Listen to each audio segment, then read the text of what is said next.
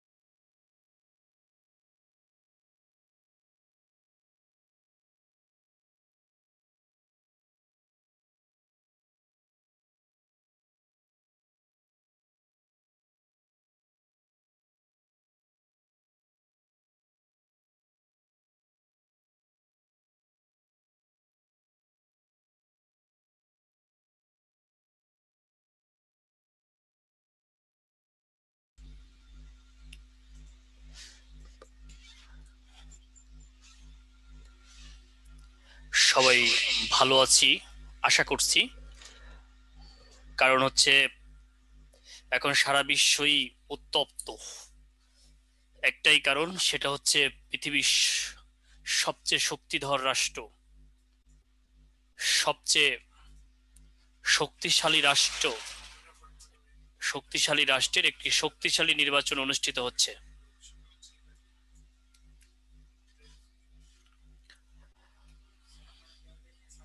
কি হবে, president Joe Biden নাকি ডোনাল্ড ট্রাম্প? জো বাইডেন খুব কাছাকাছি জয়ের দ্বার প্রান্তে পৌঁছে গেছে, তারপরেও কোনো নাটকীয় পরিবর্তন হবে কিনা জানি না।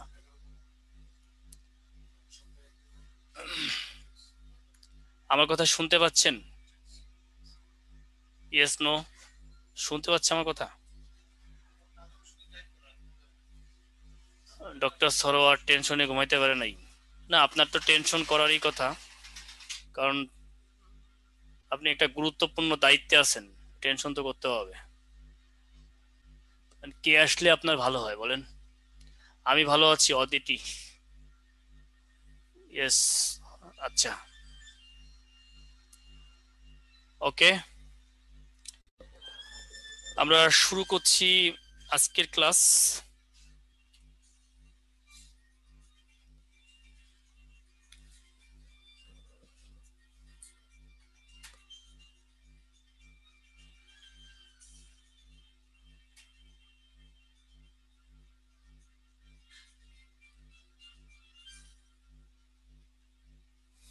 ইউরোপ মহাদেশ।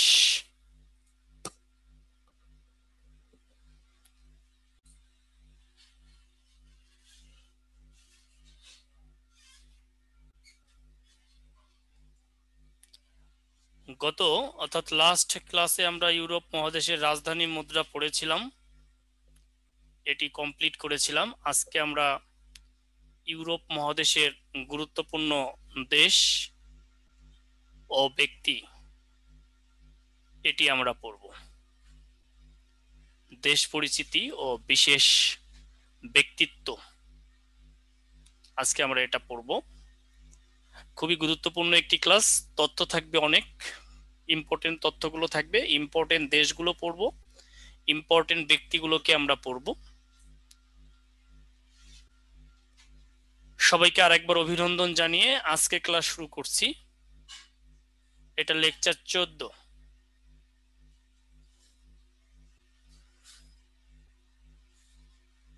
পতাকা দেখেই বোঝা যাচ্ছে এটি কোন দেশের পতাকা। বলেন কোন দেশের পতাকা এটি?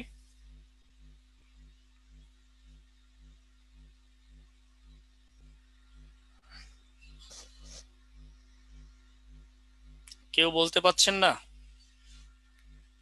এটি কোন দেশের পতাকা? রাশিয়া। মাপতি Ahsan, doctor Sarwar, thank you very much.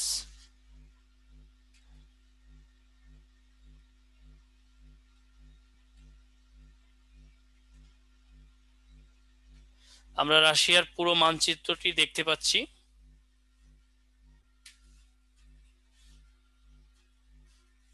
পুরো হলুদ যে অংশটা, এটা রাশিয়ার চিত্র আমরা এটা দেখতে পাচ্ছি। আয়তনে পৃথিবীর সবচেয়ে বড় দেশ এই রাশিয়া।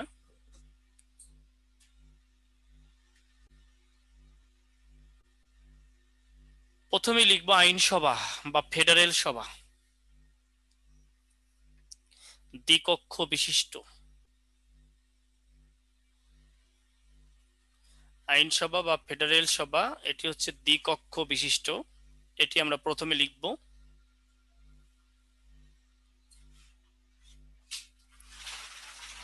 আইনসভা বা ফেডারেল সভা দ্বিকক্ষ বিশিষ্ট।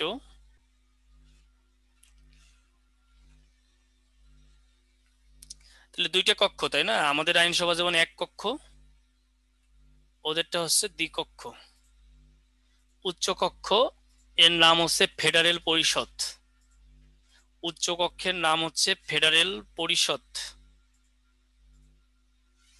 উচ্চ কক্ষের নাম হচ্ছে কি? ফেডারেল পরিষদ। আর নিম্ন কক্ষের নাম হচ্ছে এস্টেট দুমা। এস্টেট দুমা। এটা একসময় ছিল না।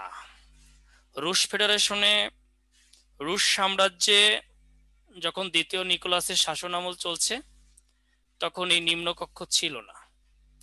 কিন্তু জনগণের আন্দোলনের মুখে 1905 সালে এই দুমা গঠন করতে বাধ্য হয়েছিল। এটা জনগণের অধিকার আদায়ের দাবিতে একটা ডুমা গঠন করা হয় 1905 সালে। তাহলে রাশিয়ার আইনসভা হচ্ছে দ্বিকক্ষ বিশিষ্ট, একটা উচ্চ কক্ষ আর একটা নিম্ন কক্ষ। উচ্চ কক্ষ হচ্ছে কি আর নিম্ন কক্ষ কি, এটা আমাদেরকে মনে রাখতে হবে, কারণ পৃথিবীর এত বড় একটি দেশ, ফেডারেল পরিষদ এবং ডুমা, এটি আমাদেরকে অবশ্যই মনে রাখতে হবে।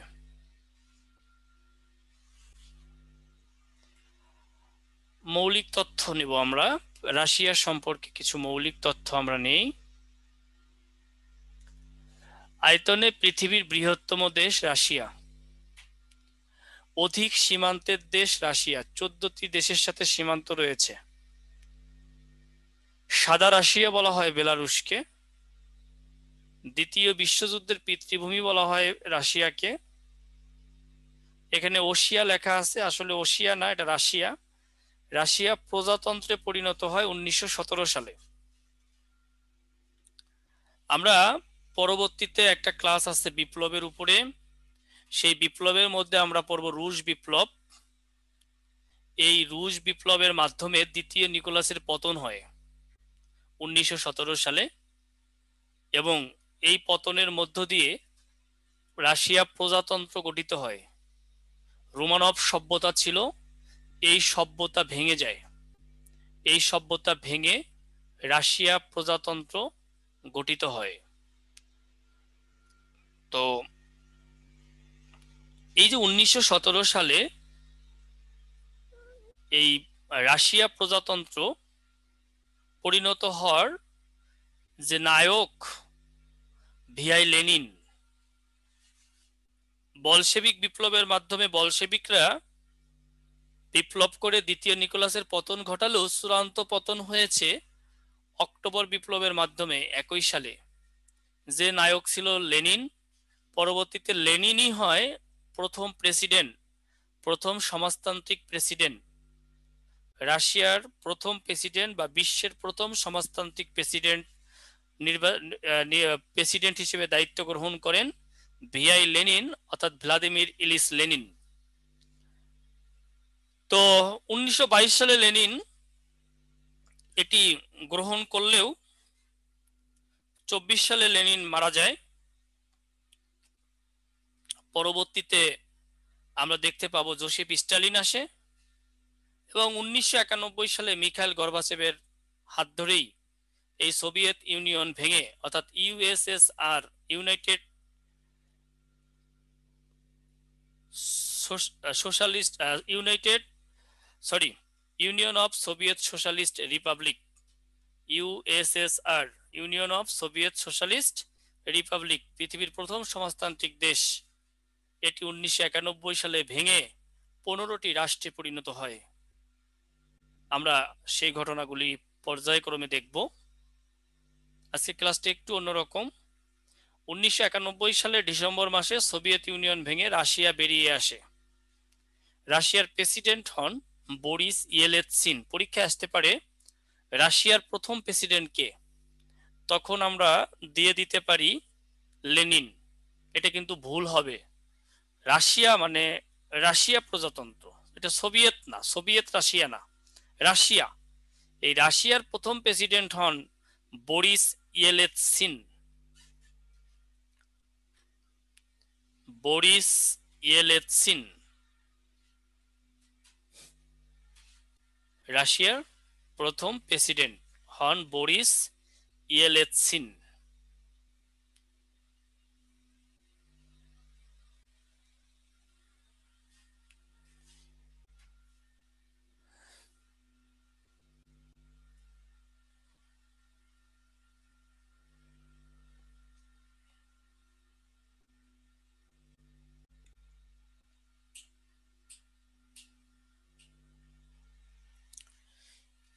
ইউএসএসআর ভাঙার কারণ একটু পরেই পাবেন। মিখাইল গর্বাচেভের যে গ্লাসনস্ট নীতি এবং পেরেস্ত্রোইকা, এটা বলবো একটু পরে, ভাইয়া অপেক্ষা করেন।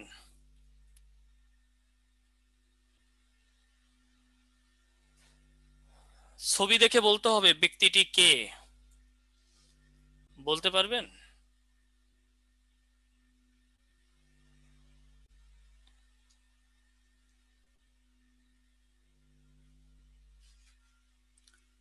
ছবি দেখে বলবেন ব্যক্তিটি কে।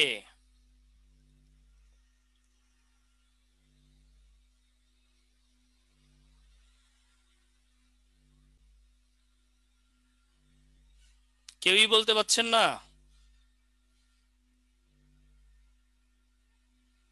Stalin, no, wrong answer. Peter, কে বলছে? Miraj, tsar, Peter the Great. ছবির ব্যক্তিটি হচ্ছে পিটার দ্য গ্রেট। আজকে ক্লাসটা একটু অন্যরকম এবং গুরুত্বপূর্ণ ক্লাস। পিটার দ্য গ্রেট, তার নামটা কেন আনলাম? সে দাড়ির উপরে কর বসাইছিল। দাড়ির উপরে কর বসিয়েছিলেন এই পিটার দ্য গ্রেট। ইনি হচ্ছেন এই সোভিয়েতের মানে এই রুশ সাম্রাজ্যের প্রথম সম্রাট। রুশ সাম্রাজ্যের প্রথম সম্রাট পিটার দ্য গ্রেট, ইনি দাড়ির উপর কর বসিয়েছিলেন। লিখে রাখেন।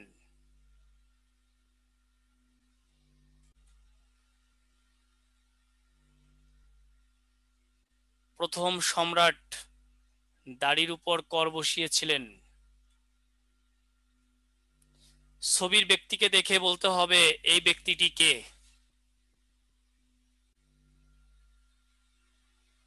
ছবির ব্যক্তিকে দেখে বলতে হবে ব্যক্তিটি কে।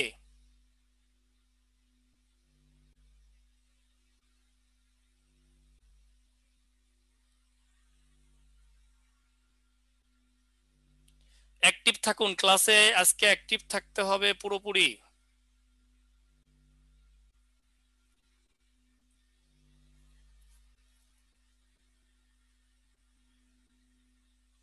জানি না। ইউরি গ্যাগারিনের নাম শুনেছেন? এই হচ্ছে ইউরি গ্যাগারিন, যিনি হচ্ছেন প্রথম পৃথিবীর নভোচারী, যিনি পৃথিবী ভ্রমণের কৃতিত্ব অর্জন করেন, মহাশূন্য ভ্রমণের অর্থাৎ পৃথিবীর চারপাশ ঘুরে আসেন তিনি, এই সোভিয়েত নভোচারী। ভস্তক 1 নামক কৃত্রিম নভোযান চড়ে পৃথিবী প্রদক্ষিণ করেন। মহাশূন্যে তিনি প্রদক্ষিণ করেন পৃথিবীর চারপাশ। এই ব্যক্তির নাম হচ্ছে ইউরি গ্যাগারিন। যদি পরীক্ষা আসে প্রথম নভোচারী কে, তাহলে ইউরি গ্যাগারিন। কোন দেশের? সোভিয়েত। তিনি যে যানটি ব্যবহার করেছিলেন এটির নাম হচ্ছে ভস্তক 1। ভস্টক 1 লিখে রাখেন।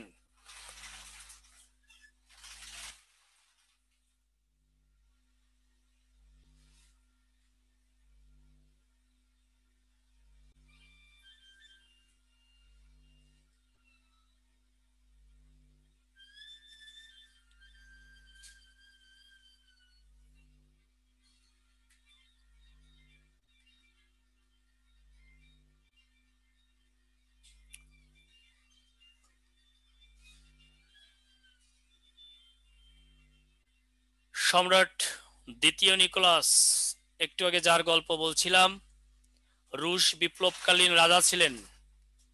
এখানে 1971 সাল, এটা উল্টে গেছে, এটা 1917 সাল হবে। একটু উল্টায় নেন কষ্ট করে, অর্থাৎ 1917 উল্টে 1971 হয়ে গেছে। একটু উল্টায় নেন আপনারা কষ্ট করে। 71-এর জায়গায় 17 করে নেবেন। তার পতন ঘটে, এই কাহিনী একটু আগে বলছিলাম। আশা করি আপনারা কাহিনীটি বুঝতে পেরেছেন।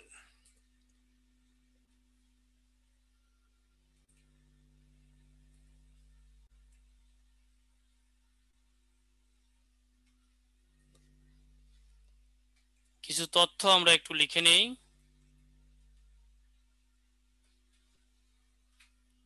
মিখাইল গর্বাচেভ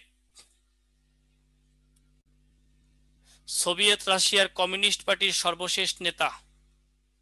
তার সময়েই 1991 সালে সোভিয়েত ইউনিয়ন ভেঙে যায়। তিনি গ্লাসনস্ট ও পেরেস্ত্রোইকা নীতির প্রবক্তা। গ্লাসনস্ট অর্থ হচ্ছে খোলামেলা আলোচনা। গর্বাচেভ এই নীতির প্রবক্তা ছিলেন। এই নীতির কারণেই সোভিয়েত ইউনিয়নের জনগণ খোলামেলাভাবে মত প্রকাশের সুযোগ পায়। কথাগুলো লেখেন, তারপরে বোঝাচ্ছি, ব্যাখ্যা দিচ্ছি।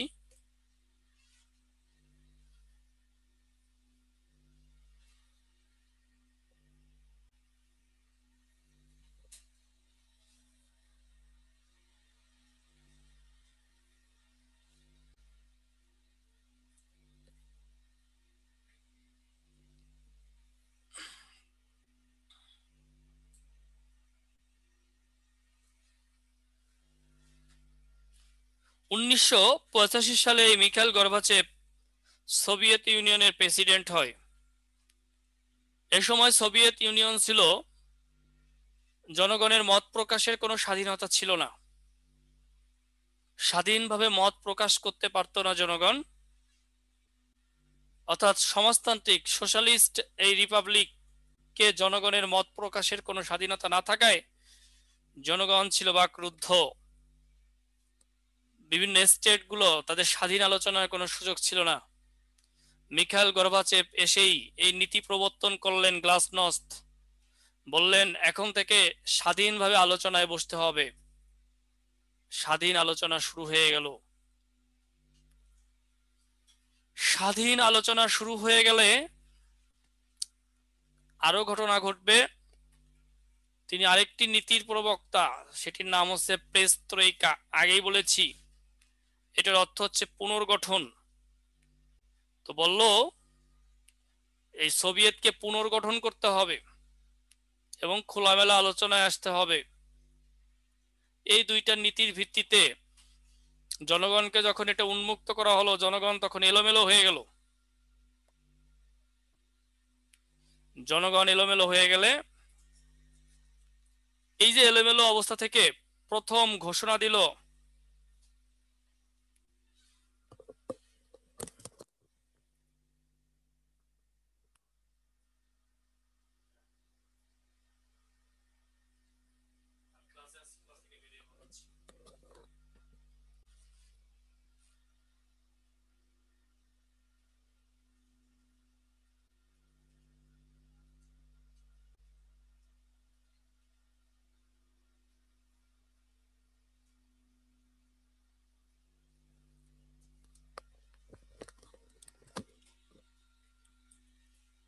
এই বিশৃঙ্খল পরিস্থিতি মিখাইল গর্বাচেভ আর ফিরিয়ে আনতে পারল না। যথাযথ কারণেই 1991 সালে ইউক্রেন বের হয়ে গেল প্রথম। আমরা এটা দেখব একটু পরে, আরো কিছু তথ্য পাবো। এই ব্যক্তিকে ছবি দেখে চিনতে পারলে বলেন।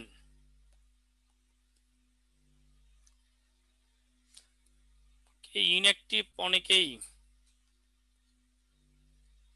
ছবি দেখে বলতে হবে ব্যক্তিটিকে। V I Lenin, yes, Vladimir Lenin.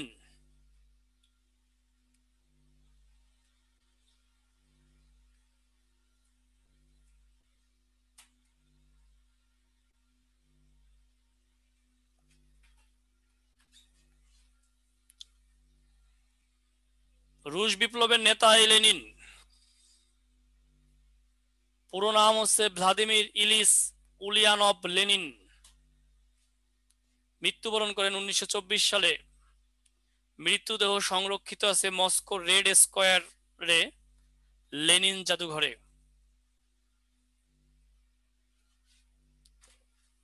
লিখে নেন।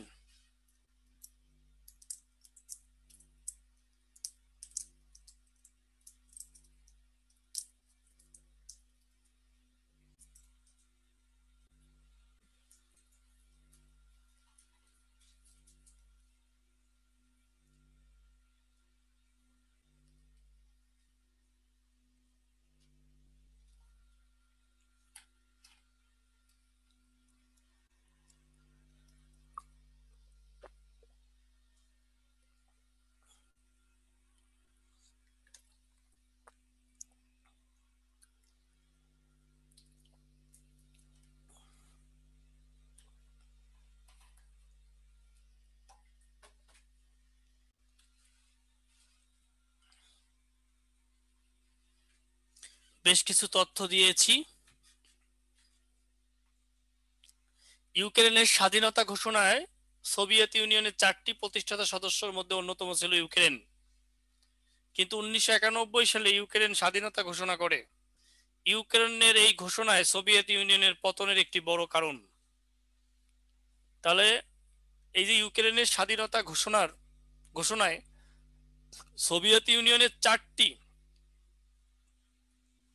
প্রতিষ্ঠাতা সদস্যের মধ্যে অন্যতম ছিল ইউক্রেন। কিন্তু 1991 সালে ইউক্রেন কি করলো?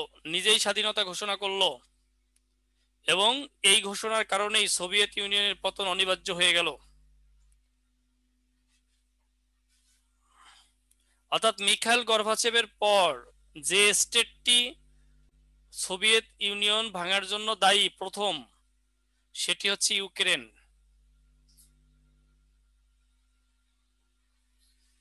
পেরেস্তরিকা অর্থ হচ্ছে পুনর্গঠন। রহিমা খানম।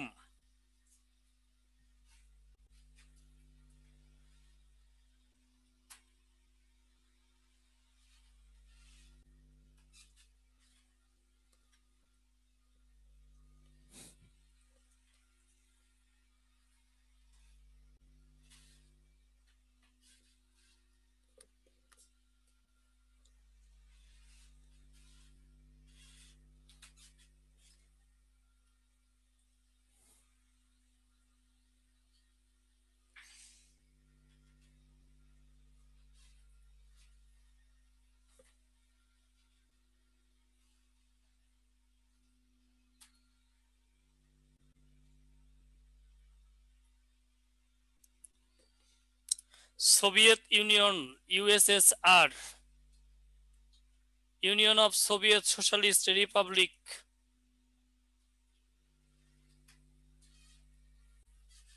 যে তথ্যগুলো এত সময় বলছি এটা একটি স্ক্রিনশট দিয়ে নেন, এক জায়গায় সাজিয়ে দিয়েছি, অন্য কিছু নাই এখানে, অন্য কিছুই নাই, এটা একটি স্ক্রিনশট দিবেন। এতক্ষণ যা বলছি একটা জায়গায় সাজিয়ে দিয়েছি। আজকে হচ্ছে গুরুত্বপূর্ণ দেশ তো, Russia, Britain, France, Italy, Germany, এই কারণে একটু অন্যরকম ক্লাস হবে, এইসব জায়গা থেকে প্রশ্ন আসে, খুবই গুরুত্বপূর্ণ একটা ক্লাস আজকে। দেখেন, এটি স্ক্রিনশট দিয়ে নেন।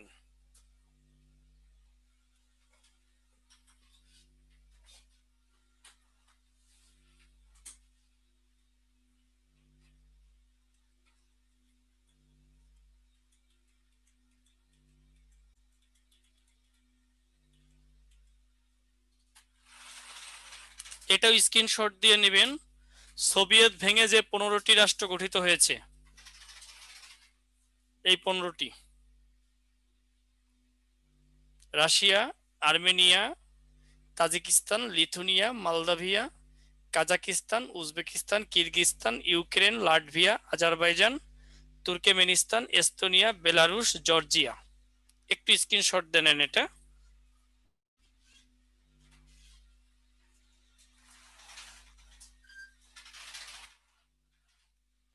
আফগান যুদ্ধ ইউএসএসআর ভাঙার জন্য খুব একটা দায়ী না, এটা কিছুটা প্রভাব পড়ছে এটা বলতে পারেন, কিন্তু দায় দিতে পারেন না। কারণ আফগান যুদ্ধ 1999 সালেই ওখানে 10 বছরের যে যুদ্ধটা, সোভিয়েত সৈন্যর পতন হয় এবং ফিরে যায়, এখানে খুব একটা এটা দায়ী করা যায় না।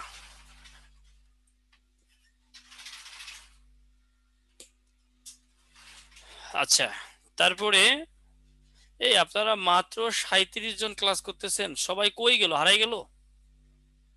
আগে 99 জন 100 জনের ক্লাস নিতাম এই ব্যাচে, কই রে ভাই আপনারা? হারাই গেছে নাকি সবাই? 1 মাস পরে এসে কাউকেই পাচ্ছি না, পরের মাসে এসে কি 7 জন পাবো নাকি তাই ভাবতেছি। অবশ্য ঘুরে ফিরে শেষ পর্যন্ত যাদেরকে পাবো তারাই তো ক্যাডার হবে, এটাই তো বাস্তবতা, সবাই তো ক্যাডার হবেও না। কিন্তু কই মাত্র 37 জন কেন? স্যার আগের স্লাইডটা আরেকবার দিলাম, আপনারা বললে তার আমি না বলতে পারি না, দিলাম। কিন্তু আপনারা কই, হারাই গেলেন কেন? আমরা ক্লাস নিতে পারি না নাকি? ভাল লাগে না ক্লাস? কোনটা?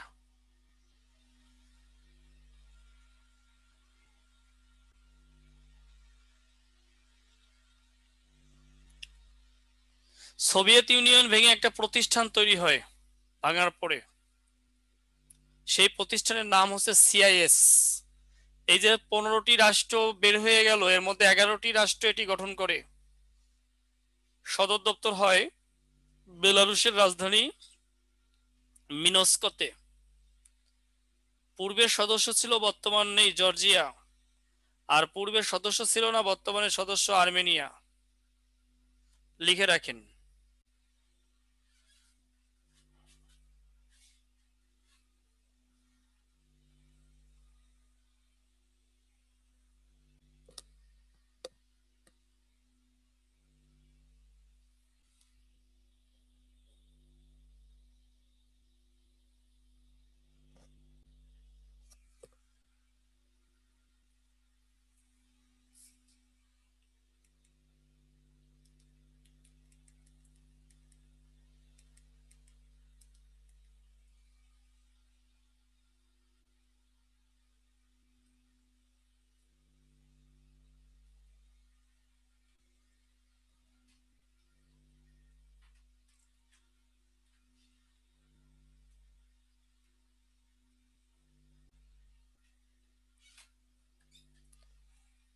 গণতান্ত্রিক রাশিয়ার জন্ম 1991 সালে।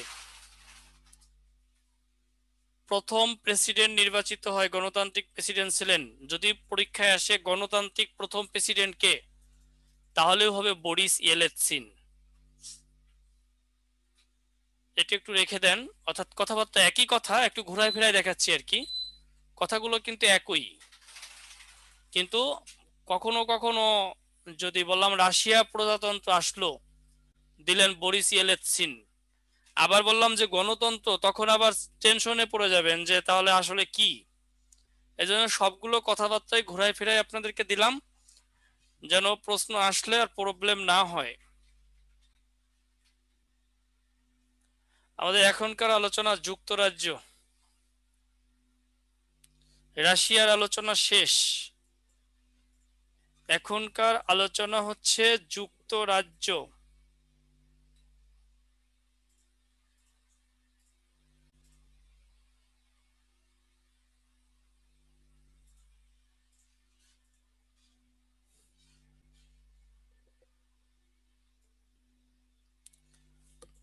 তাহলে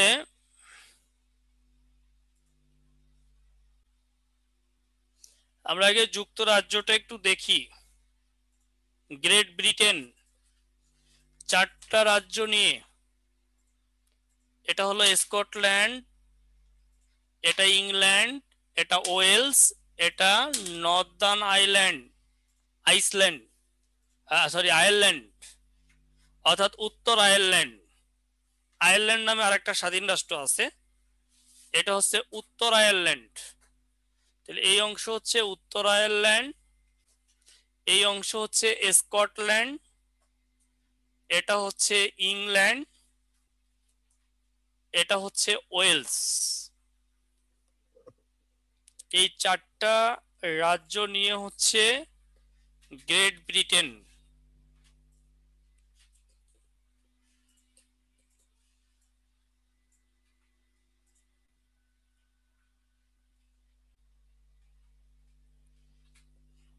দেখেন,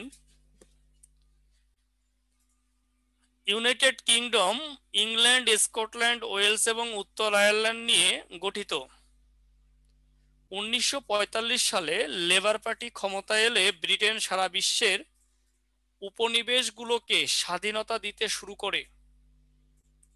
সময়ের ব্যবধানে ব্রিটেনের সংবিধানের কিছু অংশ লিখিত হলেও অধিকাংশই প্রচলিত রীতি ও প্রথা নির্ভর।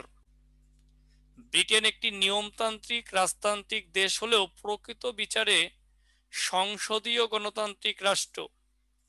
ব্রিটেনের আইন দ্বারা দাস প্রথা সম্পূর্ণ নিষিদ্ধ করা হয় 1843 সালে। আইন দ্বারা দাস প্রথা সম্পূর্ণ নিষিদ্ধ করা হয় 1843 সালে।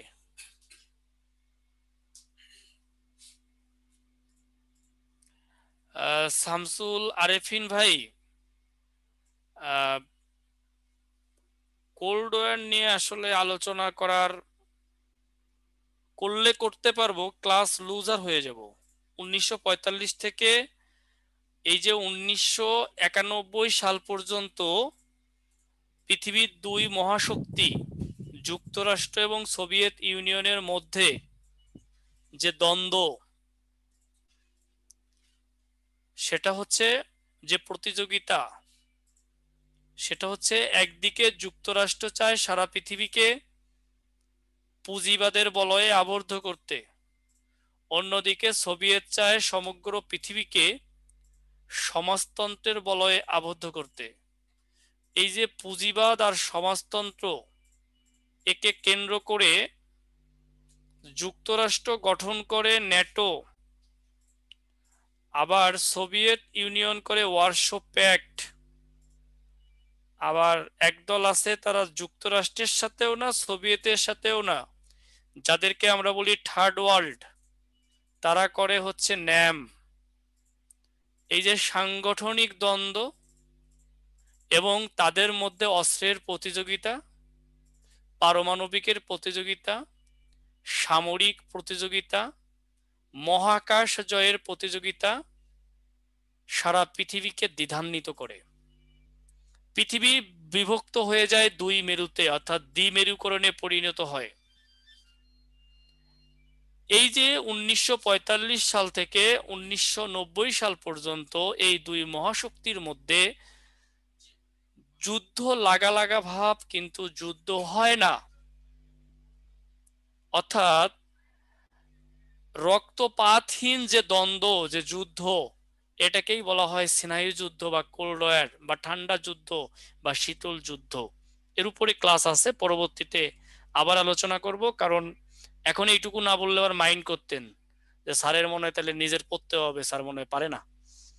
আসলে সাধারণ জ্ঞানের যে কোনো সাবজেক্ট, বাংলাদেশ, আন্তর্জাতিক, ভূগোল, নৈতিকতা, এনি টাইম এনি জায়গা থেকে আপনি প্রশ্ন করতে পারেন, সমস্যা নাই। আপনাকে আপনি অন্তত পক্ষে অথেন্টিক আনসারটা আমার কাছে পাবেন, যেটা কোনো বিতর্কিত আনসার, অনেকগুলো বিতর্কিত প্রশ্ন আছে, যা সঠিক আনসারটা পাবেন আপনি। এটুকু আপনাকে গ্যারান্টি দিয়ে বলতে পারি, ভুল হবে না আপনার কখনো। রাশিয়া কি এখনো গণতান্ত্রিক? রাশিয়া সমাজতান্ত্রিক রাষ্ট্র, কিন্তু আমরা যেটা বলেছিলাম, অর্থাৎ ওই যে প্রজাতন্ত্র, মানে রাশিয়ায় তো ভোট হয়, তাই না? মানে সমাজতান্ত্রিক গণতন্ত্র রয়েছে ওখানে। গ্রেট ব্রিটেন টোটাল 4টা রাজ্য, হ্যাঁ 4টা রাজ্য total. Mizanur Rahman, thank you. Shamsul Arefin, দেখেন আমরা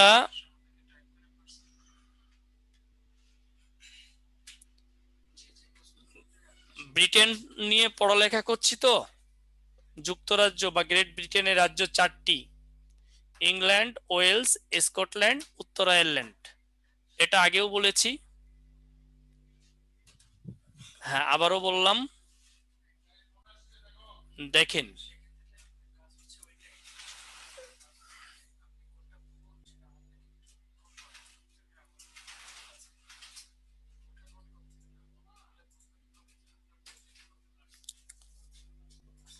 ব্রিটিশ পার্লামেন্ট বা আইনসভা,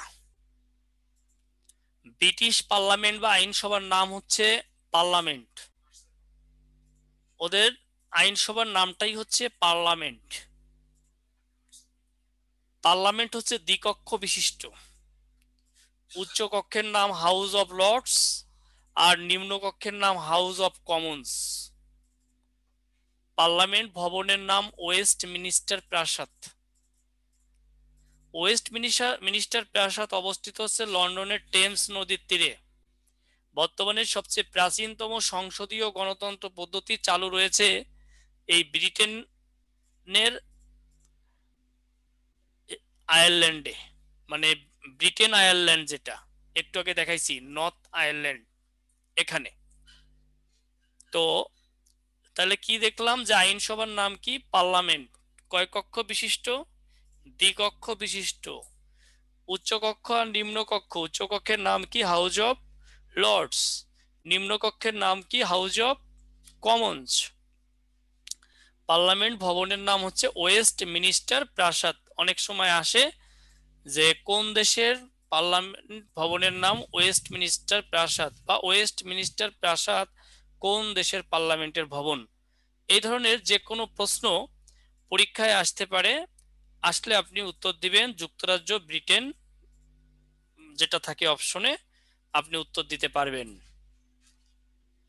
তাহলে আমরা দেখতে পাচ্ছি যুক্তরাজ্যের আইনসভা, এই বিষয়ে আমরা অবগত হলাম। সরকার পদ্ধতি কি তাহলে? মানে এগুলো বোঝাটা খুব জরুরি। এখন অনেক স্টুডেন্ট ফোন করে, স্যার আমেরিকা নির্বাচন হইতেছে, একটু বুঝাই দেন তো, বুঝতেছি না ইলেকট্রাল ভোট কি। এই ভোটাভুটি তো হয়ে গেছে, এখন আবার এই কি কাহিনী, জো বাইডেন এই কয়টা পাইতেছে, তারপরে হচ্ছে ট্রাম্প এই কয়টা পাইতেছে, এই কয়টা, এই প্রশ্ন তো এখন করবেন না। আবার যখন যুক্তরাজ্যের নির্বাচন আসবে তখন প্রশ্ন করবেন যে যুক্তরাজ্যের নির্বাচনটা বুঝাই দেন না। পৃথিবীর গুরুত্বপূর্ণ কিছু দেশের নির্বাচন পদ্ধতি, সরকার পদ্ধতি আগেই বুঝে নিবেন। এখন কিন্তু মানুষ বাতাসে বুঝতেছে যে জো বাইডেন 264 আর ইয়া 214, তার মানে সে বুঝতেছে সবাই যে জো বাইডেন প্রেসিডেন্ট হয়ে গেছে। কিন্তু এই যে 264 আর 214 কোথা থেকে আসলো এটা কিন্তু কেউ জানে না। ইলেকট্রাল ভোট বা ইলেকট্রাল কলেজ এগুলো কি, এগুলো আপনাকে আগেই বুঝতে হবে। শোনেন, এখন পর্যন্ত যে রেশিও আছে, যে কয়টা ইলেকট্রাল কলেজ আছে, তার থেকে হিসাব করলে দেখা যায় যে ট্রাম্প 270টা পায় আর জো বাইডেন আর 4টা পাবে, 268টা হিসাব করলে পাওয়া যায়। বা না, 200 ইয়েতেই থাকবে, মানে হাড্ডাহাড্ডি একটা লড়াই হইতে পারে এখানে এখন পর্যন্ত। কারণ যে সকল কাউন্ট বাকি আছে এর ম্যাক্সিমাম হচ্ছে ট্রাম্প ওখানে জয়লাভ করছে, অর্থাৎ এই ইলেকট্রাল ভোটগুলো ট্রাম্প পাবে। যে কোনো নাটকীয় পরিবর্তন আজকে রাতে ঘটতে পারে। এরপরে 4টা রাজ্যে বিরুদ্ধে ট্রাম্প মামলা করছে অলরেডি। যে কোনো কিছু, এখন জো বাইডেনকে আমি প্রেসিডেন্ট বলে উড়াই দিতে পারি না, কারণ যে সকল অঙ্গরাজ্যের ইলেকট্রাল ভোট বাকি আছে, এখন সবগুলোর মধ্যে যদি কোনোভাবে আর 6টা পেয়ে যায় জো বাইডেন, তাহলে হিসাব নিকাশ সব বদলে যাবে। 270 পাওয়ার পর আর লাগবে না, অর্থাৎ নির্বাচিত হয়ে গেল। বুঝতে পেরেছেন? হ্যাঁ। এখন জো বাইডেন এগিয়ে, কিন্তু কি ঘটবে? এখন ট্রাম্প এগিয়ে, ডক্টর সরোয়ার কি বলেন?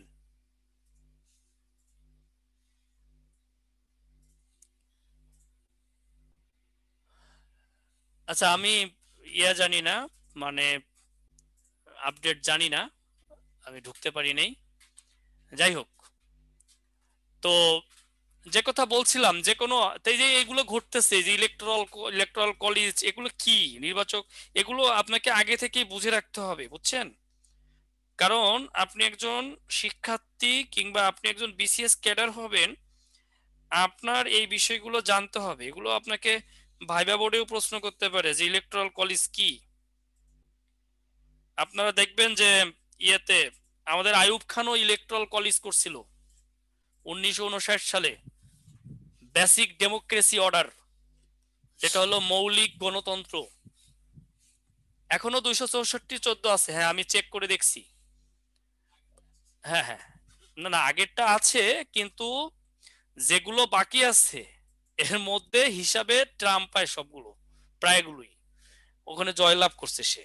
এখন কি যে কোনো কিছু হতে পারে, কারণ গত বছর আমরা হিলারি ক্লিনটনের পক্ষে মিষ্টি খাওয়া খাই করছি বাংলাদেশের মানুষ, পরে হিলারি ক্লিনটন নাই। বুঝতে পারছেন? তো ট্রাম্প ক্ষমতায় ছিল। আর যাই হোক, পৃথিবীতে যুদ্ধ, ওরকম কোনো যুদ্ধ হয় নাই, ঐতিহাসিক কিছু চুক্তি হয়েছে, পাগল বলেন আর যাই বলেন। সে একটু বিনোদন প্রিয় লোক, সে একটু নারী পছন্দ করে, এটাই আর কি, এছাড়া আর কোনো দোষ ছিল না। কিন্তু জো বাইডেন রাজনীতিতে হচ্ছে পুরোধা, সে রাজনীতিতে খুবই দক্ষ এবং অভিজ্ঞ। ডোনাল্ড ট্রাম্পের রাজনীতির অভিজ্ঞতা তেমন ছিল না, সে ছিল রিয়েল এস্টেট ব্যবসায়ী। কিন্তু জো বাইডেন হচ্ছে রাজনীতিবিদ। সে অ্যাটর্নি ছিল যুক্তরাষ্ট্রের, সে 6বার সিনেটর হয়েছে, সে বারাক ওবামার সাথে ভাইস প্রেসিডেন্ট ছিল 2017 সাল পর্যন্ত। কি মনে করেন? যাই হোক, হ্যাঁ। তো দেখেন, আমি যেটা বলছিলাম যে এই সরকার পদ্ধতি বা এগুলো আপনাকে শিখতে হবে এখন থেকে। শাসনতান্ত্রিক রাজতন্ত্র 1688 সালে গৌরবময় বিপ্লবের মাধ্যমে, অর্থাৎ বিপ্লবের নামই গৌরবময় বিপ্লব, তাহলে কত সালে হয়? 1688 সালে ব্রিটেনের গণতন্ত্র প্রতিষ্ঠিত হয়। পৃথিবীর প্রাচীনতম গণতন্ত্র প্রচলিত আছে যুক্তরাজ্যে, রাষ্ট্রপ্রধান হচ্ছে রানী দ্বিতীয় এলিজাবেথ। প্রধানমন্ত্রী আছে, নির্বাচনের মাধ্যমে প্রধানমন্ত্রী হয়। কিন্তু ওই যে আপনার নিয়মতান্ত্রিক যে রয়েছে, শাসনতান্ত্রিক যে রাজতন্ত্র রয়েছে, সেই পদ্ধতিতে রানী হচ্ছেন প্রধান, রানী বা রাজা প্রধান হবেন, এবং আপনার শাসনতন্ত্র রয়েছে, মানে নির্বাচন হবে সরকার পদ্ধতি, সেই পদ্ধতিতে প্রধানমন্ত্রী নির্বাচিত হবে। স্ক্রিনশট দিতে পারেন, লিখে নিতে পারেন, যেটা ভালো লাগে করেন।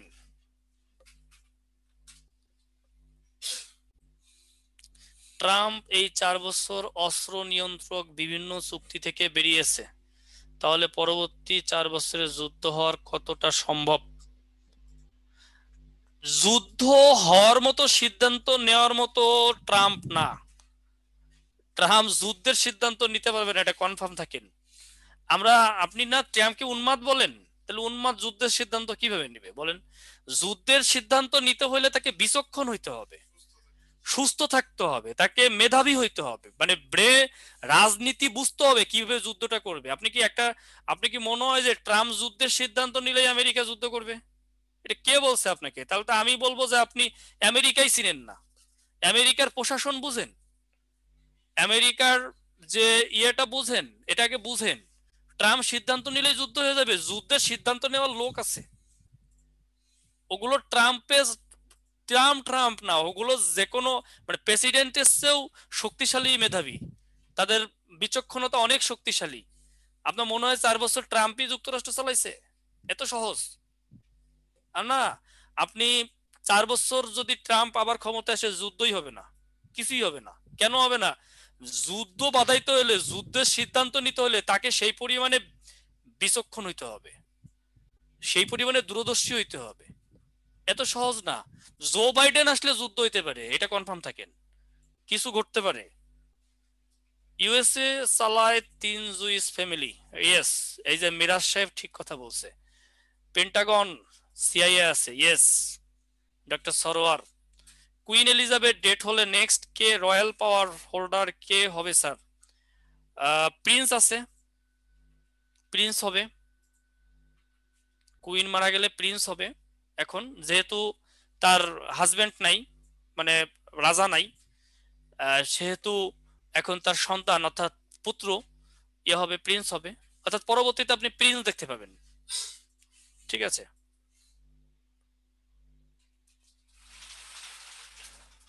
স্যার রানী নির্বাচিত হয় না কেন? এটাই যে নিয়মতান্ত্রিক, যে আপনার আহ, ইয়া কি বলে এটাকে, আহ, মানে রাজতন্ত্র, নিয়মতান্ত্রিক রাজতন্ত্র, পরিবারের সদস্যই ওইভাবেই হবে। নির্বাচন হবে কেন? নির্বাচনের মাধ্যমে রানী করতে গেলে তো সবচেয়ে সুন্দরীরা ভোটে দাঁড়াবে, গয়নাগাটি পরে দাঁড়াবে, পোশাক টোশাক ফ্যাশন নিয়ে দাঁড়াবে, ভোট হবে, সবচেয়ে সুন্দর চেহারা যার তারে ভোট দেবে সে রানী হয়ে যাবে, এরপরে তার সাথে যার বিয়ে হবে সে রাজা হবে। তাহলে তার হলো না? এটা হলো পারিবারিক, ঠিক আছে, রাজতন্ত্র, কিছু করার নাই তো, এইভাবেই চলবে।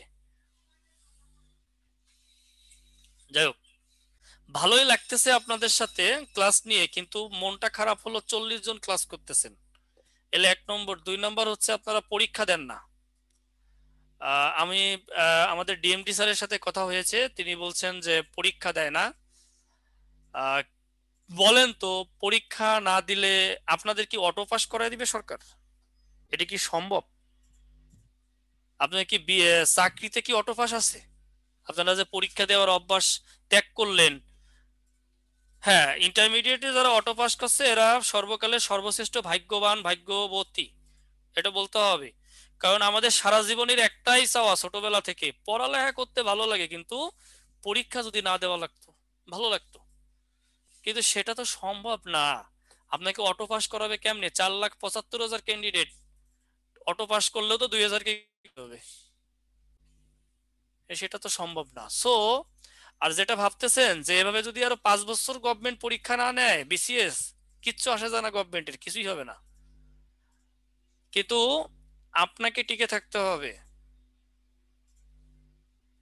আপনি এই যে পরীক্ষা দিচ্ছেন না তার মানে হারিয়ে যাবেন। আপনি পড়তেছেন, পরীক্ষা দিচ্ছেন না, ভাই জিরো পান।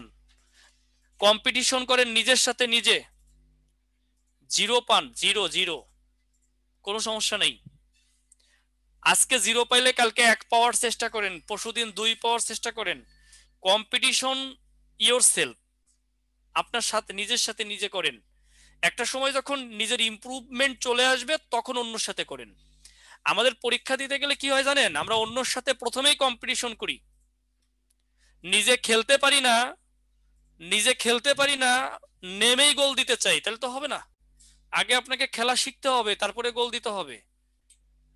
তো আমরা ম্যাক্সিমামই হচ্ছে গোল দেওয়ার জন্য ব্যস্ত হয়ে পড়ি। না, নিজে আগে খেলা শেখেন, তারপরে গোল দিয়েন, গ্রুপে যারা আছে সবাইকে হারায়েন। আপনি যখন নিজেই প্রথমে শুরুতেই গ্রুপে সবাইকে হারাইতে চান তখন আপনার পতন হয়। এই যারা আছে ক্লাসে আসে নাই কিংবা যারা পরীক্ষা দেয় না, একই কারণ। সো মাই ডিয়ার, আমি সবাইকে বলবো যে পরীক্ষা দেন, পরীক্ষা দিলে আপনার ডেভেলপমেন্ট আসবে, পরীক্ষা না দিলে কিন্তু আপনি ভালো কিছু পাবেন না। স্যার রাতে অনেক অনেক স্টুডেন্ট অ্যাটেন্ডেন্স হয়তো রাতে হয়, হইলো বুঝলাম। আচ্ছা দেখা যাক। তো দেখেন কি লিখছি, শিল্প বিপ্লব সময়কাল হচ্ছে অষ্টাদশ শতাব্দী, সমগ্র ইউরোপে ছড়িয়ে পড়ে ঊনবিংশ শতাব্দীতে। ভারতীয় উপমহাদেশের কুটির শিল্প ধ্বংস হয় এই শিল্প বিপ্লবের ফলে। একটা প্রশ্ন আসতেই পারে যে ভারতীয় উপমহাদেশের কুটির শিল্প ধ্বংসের কারণ কি? তখন কিন্তু আপনার আনসার দিতে কষ্ট হবে যে শিল্প বিপ্লব, তাহলে শিল্প বিপ্লবের কারণে আবার কুটির শিল্প ধ্বংস হবে কেন? আপনার কাছে কনফিউজিং লাগবে, কিন্তু এই কুটির শিল্প ধ্বংস মূলত শিল্প বিপ্লবের কারণেই হয়। কারণ আমরা কলকারখানার দিকে চলে যাই, ইন্ডাস্ট্রির দিকে, অর্থাৎ মেশিনের দিকে চলে যাই, তখন আস্তে আস্তে করে এই ছোট ছোট কুটির শিল্পগুলো ধ্বংস হইতে থাকে এই ভারতীয় উপমহাদেশের। তাহলে কুটির শিল্প ধ্বংসের কারণ হচ্ছে কি? শিল্প বিপ্লব। একটু কমাই দেন না, শিল্প বিপ্লব। আর উপমহাদেশের নীল চাষের কাহিনী সবারই জানা, কার না জানা? নীল চাষ, নীলকরদের অত্যাচার, শেষ পর্যন্ত আমরা এর উপরে নাটকও দেখলাম দীনবন্ধু মিত্রর। তারপরে হচ্ছে নাটকে ঈশ্বরচন্দ্র বিদ্যাসাগরকে জুতা ফিকে মারতে দেখলাম, সবই দেখলাম। কিন্তু এই যে নীল চাষ নিয়ে অনেক প্রশ্ন আসলেই আপনি পারবেন, সেটা বাংলা সাহিত্যে আসুক আর বাংলাদেশ বিষয়াবলিতে আসুক আর আন্তর্জাতিক বিষয়াবলিতে আসুক, কিন্তু উপমহাদেশের নীল চাষের সূচনা হয় হচ্ছে শিল্প বিপ্লবের ফলে। এটা আপনাকে মাথায় রাখতে হবে। একটা রোড সাইড ফ্যামিলি আর দুইটা কি কি লিখছে? ও আচ্ছা, বলবো। দেখেন এটা লিখছেন,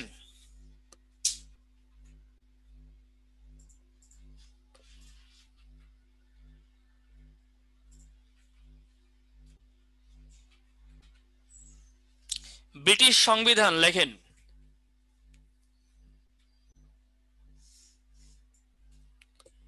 ব্রিটিশ সংবিধান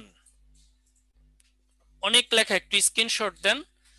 ব্রিটেনের সংবিধান হলো অলিখিত সংবিধান, সরকার ব্যবস্থার কাঠামো হচ্ছে এক কেন্দ্রিক সরকার। ব্রিটেনের শাসনতন্ত্র মূলত অলিখিত এবং সুপরিবর্তনীয়। শাসনতান্ত্রিক রীতিনীতির প্রবচনগুলো the king is dead, long live the king, the king never dies, the king can do no wrong, the king resigns but does not rule. এটা হচ্ছে তাদের ব্রিটেনের শাসনতান্ত্রিক রীতিনীতির প্রবচন। ব্রিটিশ নারীরা ভোটাধিকার লাভ করে 1918 সালে, যে আইনের মাধ্যমে লাভ করে সেটা হচ্ছে representation of the people's act 1918। সংসদীয় শাসন ব্যবস্থার পীঠস্থান বলা হয় গ্রেট ব্রিটেনকে। ব্রিটিশ পার্লামেন্টের অধিবেশন আহ্বান করেন রাজা বা রানী। বলেন আমাদের পার্লামেন্টের অধিবেশন আহ্বান করেন কে? বাংলাদেশের পার্লামেন্টের অধিবেশন আহ্বান করেন কে? ব্রিটিশটা রাজা বা রানী করলো, কিন্তু বাংলাদেশেরটা কে করে? রাষ্ট্রপতি। থ্যাংক ইউ ভেরি মাচ, রাষ্ট্রপতি।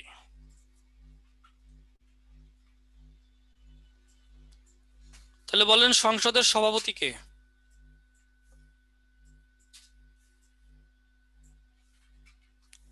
আমাদের সংসদের সভাপতি কে?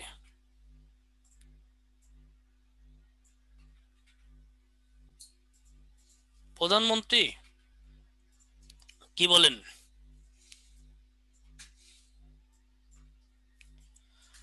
এই ডক্টর সরোয়ার, সঞ্জিত প্রিন্স, কি বললেন এটা? তাহলে কি প্রধানমন্ত্রীর অনুমতি নেওয়া লাগে কথা বলার জন্য? যে মাননীয় স্পিকার, তাহলে তো প্রধানমন্ত্রী ওই চেয়ারে বসে থাকতো, তার অনুমতি নিয়ে নিয়ে সবাই কথা বলতো। এটা তো আপনাকে সূক্ষ্মভাবে মনে রাখতে হবে।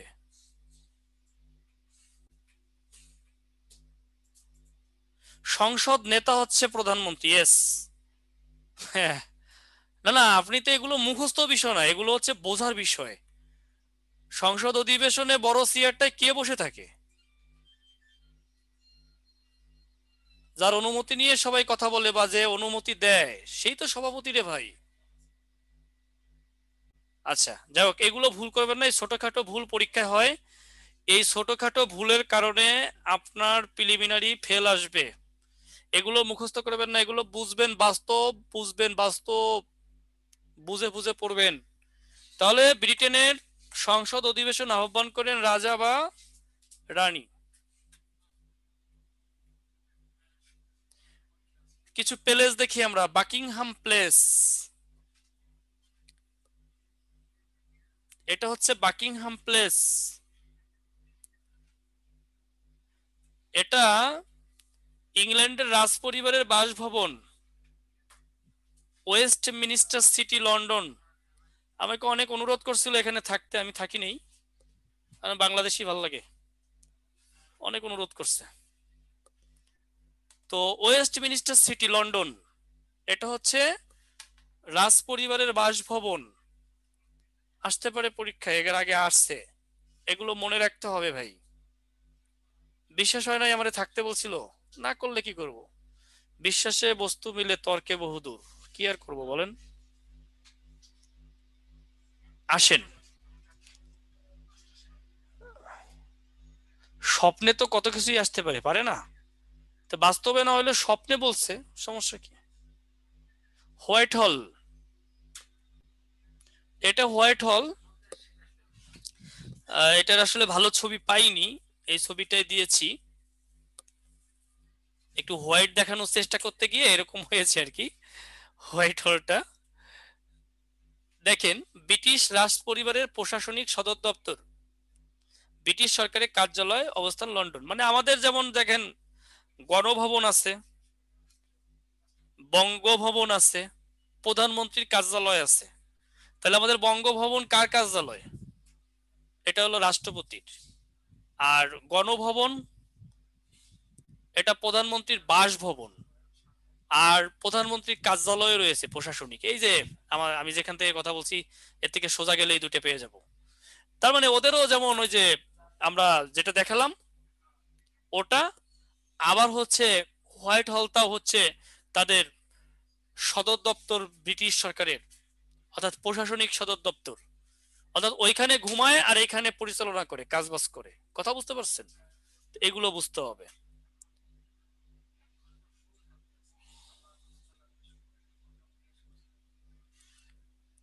ডাইনিং স্ট্রিট, এই ডাউনিং স্ট্রিট আবার অনেকগুলো আছে, আমরা সবগুলো পড়বো না। আমরা 10 নং ডাউনিং স্ট্রিট আর 11 নং ডাউনিং স্ট্রিট পড়বো।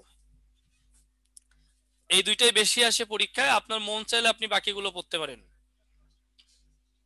এটা হলো 10 নং স্ট্রিট, মানে তো রাস্তা, বুঝতে পারতেছেন? তার মানে এই দুইটা ভবন যেখান দিয়ে, সেটা হলো কি, এই রাস্তার উপরে যে দুইটা ভবন, এই জন্য বলা হয়েছে 10 নং, আবার 11 নং। অর্থাৎ এটা হলো 11 নং ডাউনিং স্ট্রিট, এটা হলো 10 নং ডাউনিং স্ট্রিট। তাহলে এই 10 নং আর 11 নং ডাউনিং স্ট্রিট দেখেন, লন্ডন শহরের কেন্দ্রস্থলে অবস্থিত একটি বিখ্যাত সড়কের নাম হচ্ছে এটা। 1680 সালে স্যার জর্জ ডাউনিং সড়কটি নির্মাণ করেন। তার মানে তার নাম অনুসারেই এর নামকরণ করা হয়। 9 নং ডাউনিং স্ট্রিট ব্রিটেনের আইনসভার চিফ হুইপের কার্যালয়, মুখস্থ করার কোনো দরকার নাই, দিয়ে দিছি। 10 নং ডাউনিং স্ট্রিট ব্রিটিশ প্রধানমন্ত্রীর সরকারি বাসভবন ও কার্যালয়, এটা মুখস্থ করতে হবে। 11 নং ডাউনিং স্ট্রিট ব্রিটিশ অর্থমন্ত্রীর কার্যালয়, এটা মুখস্থ করতে হবে। 12 নং হচ্ছে ব্রিটিশ প্রধানমন্ত্রীর প্রেস অফিস, লাগবে না। এটা রিপিট হয়ে গেছে, এটা তো লাগবে না। তাহলে আপনি 10 আর 11, 10 হচ্ছে প্রধানমন্ত্রীর সরকারি বাসভবন, 11 হলো অর্থমন্ত্রীর কার্যালয়। এই দুইটা আপনাকে মনে রাখতে হবে। এই ডাউনিং স্ট্রিট দুইটা।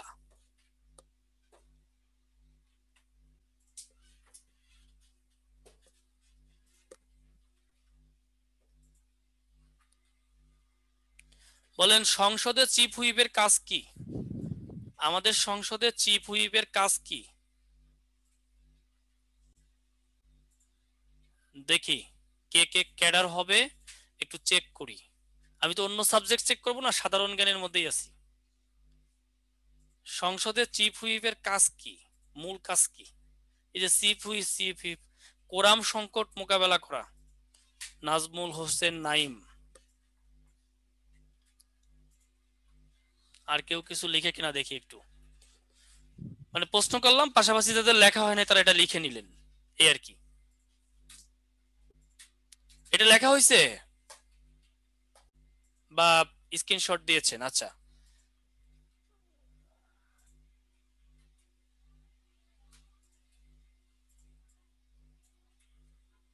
এই সুন্দরী কে? এই সুন্দরী হচ্ছে মার্গারেট থ্যাচার। আচ্ছা, নাজমুলের উত্তর হয়েছে মানে শৃঙ্খলা রক্ষা করা। আর শৃঙ্খলা রক্ষা করলেই কোরাম সংকট হবে না। মানে শৃঙ্খলা রক্ষা করা, সংসদের শৃঙ্খলা রক্ষা করা, কোরাম সংকট মোকাবেলা করা, এগুলো হচ্ছে চিফ হুইপের কাজ। চিফ হুইপের মর্যাদা হচ্ছে একজন পূর্ণমন্ত্রীর সমান।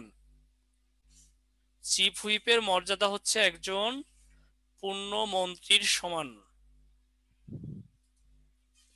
দেখেন, এই সুন্দরী হচ্ছে মার্গারেট থ্যাচার, ব্রিটেনের প্রথম নারী প্রধানমন্ত্রী। 1979 থেকে 1990 সাল পর্যন্ত শাসন করেন। ক্ষমতায় ছিলেন 11 বছর। তার রাজনৈতিক দল ছিল কনজারভেটিভ পার্টি, মুখস্থ করতে হবে না। রাসায়নিক গবেষণার কাজ করতেন, তাও লাগবে না, লাগবে হলো ফকল্যান্ড যুদ্ধ হয় 1982 সালে। এটা আপনাদেরকে আমি আগেই পড়িয়েছি, আরেকবার পড়ালাম। এই লৌহ মানবী অর্থাৎ ফকল্যান্ড যুদ্ধে জয়লাভ করার জন্য তাকে উপাধি দেওয়া হয় লৌহ মানবী। সে 2013 সালে মারা যায়। এই যে সেদিনকার কথা, আমার সাথে শেষ বয়সে খুব ভালো সম্পর্ক ছিল, এ চলে গেল, খুব কষ্ট পাইছি। অনেক সুন্দর, দেখছেন আমি সুন্দর, এই জন্যই আমার সাথে খুব ভালো সম্পর্ক ছিল। আমিও তো কম সুন্দর না, এই জন্যই আর কি।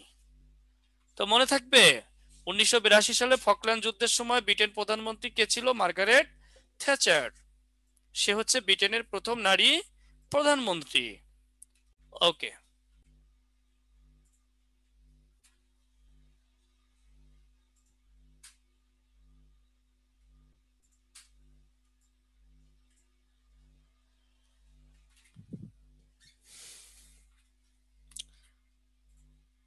ছবির এই ব্যক্তিকে দেখে প্রশ্ন করার সুযোগ নাই, কারণ লেখাটা চলে আসছে, উত্তর দিতে পারবেন। রোমান সম্রাট জুলিয়াস সিজার। আমরা এখন পড়তে যাচ্ছি রিপাবলিক অফ ফ্রান্স, অর্থাৎ আমরা এখন ব্রিটেনে নাই, আমরা এখন সেনজেনের মধ্যে চলে যাচ্ছি। আমরা আর এখন ব্রিটেনে নাই, আমরা এখন ফ্রান্সে।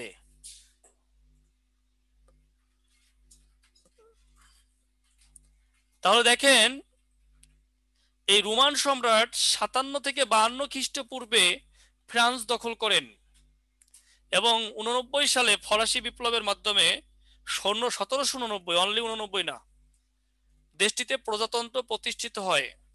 নেপোলিয়নের যুগ ছিল ফ্রান্সের স্বর্ণ যুগ। আমি আমরা বিপ্লবের ক্লাসে ফরাসি বিপ্লব বিস্তারিত পড়ব, আজকে ফরাসি বিপ্লব আমাদের আলোচনা হবে না।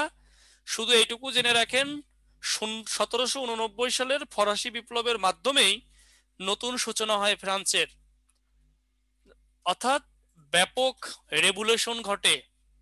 এই ফরাসি বিপ্লব মহান বিপ্লবের মধ্যে প্রথম মহান বিপ্লব হচ্ছে এই ফরাসি বিপ্লব, যার মাধ্যমে এই লুইয়ের ক্ষমতা পতন হয়, ষোড়শ লুই।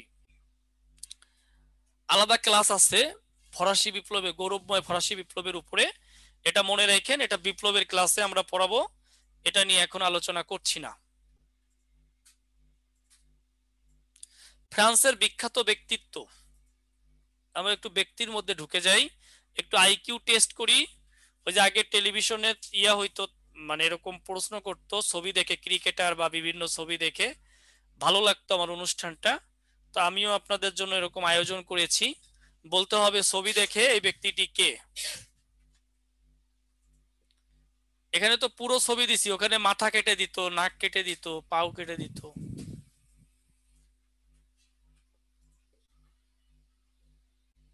57 থেকে 52 খ্রিস্টপূর্বটা স্যার বুঝলাম না। কেন বুঝলেন না? খ্রিস্টের জন্মের পূর্বে 57 থেকে 52। নেপোলিয়ন, হ্যাঁ সবাই উত্তর দিয়েছেন নেপোলিয়ন। তো সবাই যেহেতু উত্তর দিছে নেপোলিয়ন, তাহলে এখানে অন্য কথা বলার সুযোগ নাই। নেপোলিয়নের সাথে জড়িত 3টা দ্বীপ আমরা নেপোলিয়ন ফরাসি বিপ্লবের মধ্যেও পড়ব। টি কর্সিকা, এই টি কর্সিকায় নেপোলিয়ন জন্মগ্রহণ করেন। সেন্ট এলবা, এই সেন্ট এলবা দ্বীপে প্রথমে নির্বাসন দেওয়া হয় 1914 সালে। সেন্ট হেলেনা, এই সেন্ট হেলেনায় 1915 সালে তাকে নির্বাসন দেওয়া হয় এবং 1921 সালে, সরি 1900 না 1800, সরি 1814 সালে সেন্ট এলবায় তাকে নির্বাসন দেওয়া হয়। 1815 সালে ওয়াটারলু যুদ্ধে পরাজিত হলে তাকে সেন্ট হেলেনায় নির্বাসন দেওয়া হয়। 1821 সালে এই সেন্ট হেলেনা দ্বীপে নেপোলিয়ন মারা যায়। তার বিখ্যাত উক্তিগুলো, impossible impossible is a word which is found in a fool's dictionary, give me good mother I will give you good nation. এগুলো সবার জানা, এই উক্তি জানা। তারপর আরেকবার জানালাম আর কি, অর্থও বুঝেন। তো দেখেন, হ্যাঁ দ্বীপের ক্লাসে পড়িয়েছি আপনাদেরকে, এজন্য আলোচনা বিস্তারিততে যাওয়ার সুযোগ নেই। ইতালির কর্সিকা দ্বীপে, অর্থাৎ এই যে কর্সিকা দ্বীপ, আবার প্রশ্ন আসতে পারে যেটা কোন জায়গার, এটা ইতালির, ওখানে তিনি জন্মগ্রহণ করেন। স্ক্রিনশট দিয়ে নেন তথ্যগুলি।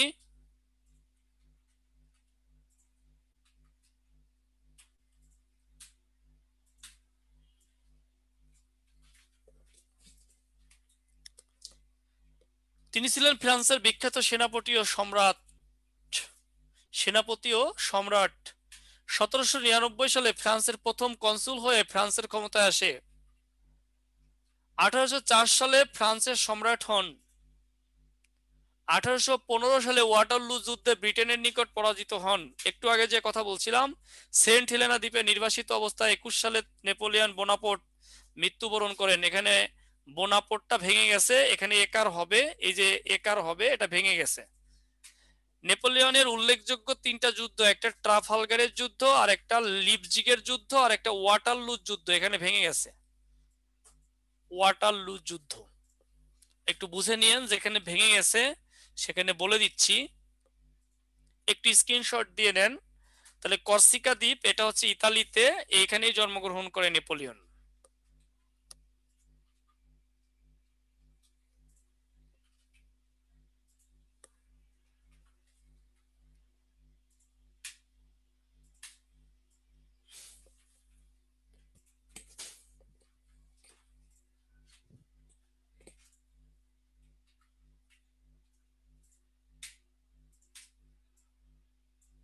ছবির ব্যক্তিকে দেখে বলতে হবে ব্যক্তিটি কে। এবার দেখব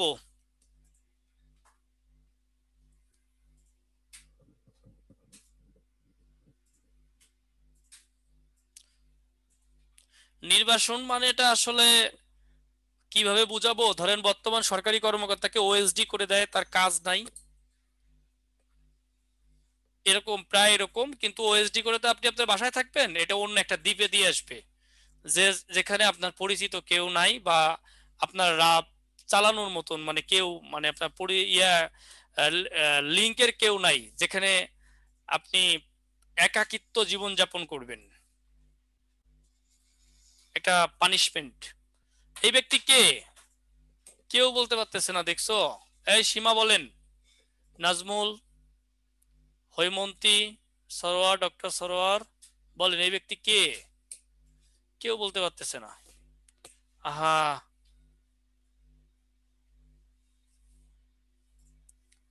ডক্টর সরোয়ারের কাছ থেকে আশা করছিলাম কিন্তু পেলাম না। লুই পাস্তুর। তাহলে বিজ্ঞানী, জীবাণু তত্ত্বের জনক, বিখ্যাত আবিষ্কার হচ্ছে জলাতঙ্ক রোগের টিকা। আর এখানে একটু ভেঙে গেছে, পাস্তরাইজেশন হবে, এই বানানটা হবে পাস্ত, পয়কার দন্ত শয়ত, পাস্তরাইজেশন পদ্ধতির জনক। এরপরে হচ্ছে অ্যানথ্রাক্স রোগের কারণ ও এর প্রতিষেধক, এটি তিনি আবিষ্কার করেন। এর এর দেশও হচ্ছে ফ্রান্স, মনে রাখতে হবে, এর দেশটাও হচ্ছে ফ্রান্স।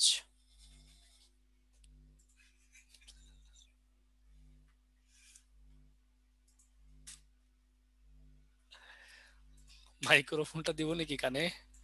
আচ্ছা, দেখেন, আশা করি লুই পাস্তর লিখেছেন। দেখেন, আহা, নামটা উঠাই দিলাম, ভুল করলাম। জ্যাক রুশো,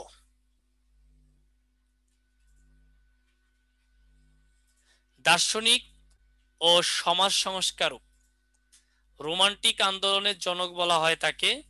ফরাসি বিপ্লবের slogan liberty, equality and fraternity, এটাই এই জ্যাক রুশোই প্রদান করেন। আমরা যখন ফরাসি বিপ্লব পড়ব তখন এই স্লোগানটা পড়বো, কিন্তু এই স্লোগান গানের প্রবক্তা কে, এটা কে দেন? এটা জ্যাক রুশো দেন। একটু স্ক্রিনশট রাখেন, আজকে আসলে অনেক আলোচনা তো, কিন্তু ইম্পর্টেন্ট কি করব বলেন, ইম্পর্টেন্ট গুলো তো আর বাদ দেওয়ার সুযোগ নাই, আছে।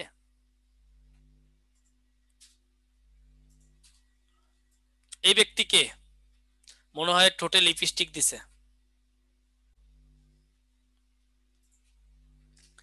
দেখি এবার বলেন।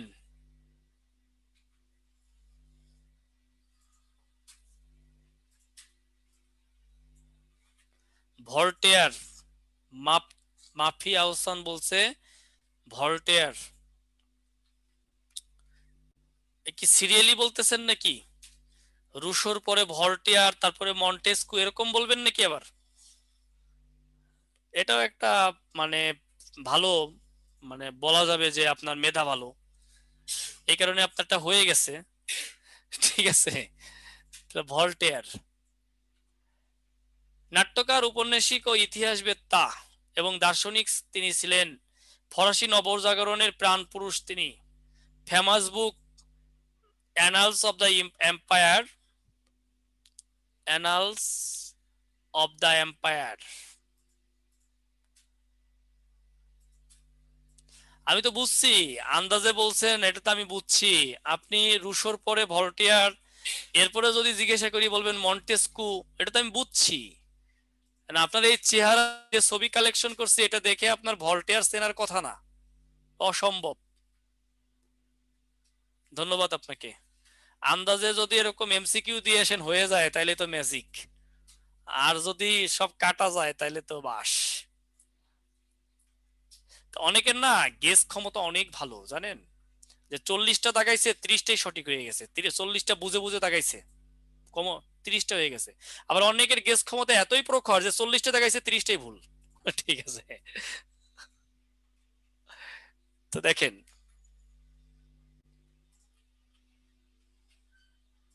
এটা কে বলেন? কি করুণ চেহারা, মায়াবী চেহারা, নাকটা লম্বা, বেশি নাক লম্বা যদি বেশি হয় তাহলে দূরের বস্তুকে নাকি দেখতে পারে না। বলেন এটা কে? মন্টেস্কু। এখন ডক্টর সারোয়ার বলবে মন্টেস্কু। সিরিয়ালি বলা শুরু করছেন নাকি আপনারা?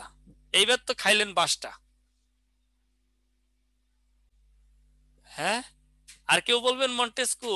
ও আরো বলেছে? ও না, একজনই বলছে। এবার আর বলবে না কেউ, এখন বাস খাওয়ার ভয়ে কেউ বলবে না। আসলে এটা মন্টেস্কু, আসলে এটা মন্টেস্কু। দন্ত ছয় কয় রস্যু কেটে গেছে, বুঝে নিয়েন। ফরাসি দার্শনিক ও ফরাসি বিপ্লবের অন্যতম প্রধা, ক্ষমতা স্বতন্ত্রীকরণ নীতির প্রবক্তা, the spirit of the laws, Persian letters, এটা হচ্ছে তার লেখা। বলতে হবে দ্য স্পিরিট অফ ইসলাম, এটি কার লেখা? এখানে the spirit of the laws, এটা হচ্ছে মন্টেস্কুর লেখা। আর the spirit of Islam, of the Islam, কার লেখা? Syed Ameer Ali Shamsul Arefin. Thank you very much.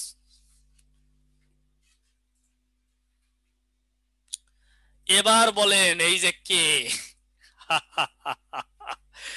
এবার বলেন কে এটা? কে চেহারা? এবার দেখি কে বলতে পারে। এবার ম্যাজিক, আইকিউ টেস্ট, এবার বেস্ট টেস্ট হবে। এটা কে? ষোড়শ লুই, মাফিয়া হোসেন, কম্বল পরে দাঁড়িয়ে আছে। কম্বল কাঁথা যাই পড়ুক, নাম বলেন। ডক্টর তামান্না। নাম বলেন না। এটা ছেলে না মেয়ে এটা বলেন তো? ছেলে না মেয়ে? এটা ঠিক যে আমি না। না, ছেলে না মেয়ে? ছেলে। আচ্ছা, ছেলে বুঝলেন কেমনে রে ভাই? এটা তো ছেলে। ছেলে বুঝলেন কেমনে? আনুমানিক। আচ্ছা, এটা হচ্ছে রাজা চতুর্দশ লুই। ষোড়শ লুই যারা বলছেন তাদের নাকের কাছ দিয়ে গেছে। হাতে লাঠি আছে তাই ছেলে। আচ্ছা, মেয়েদের হাতে লাঠি থাকে না। আচ্ছা, এটা হলো চতুর্দশ লুই, যিনি বলেছিলেন আমি রাষ্ট্র।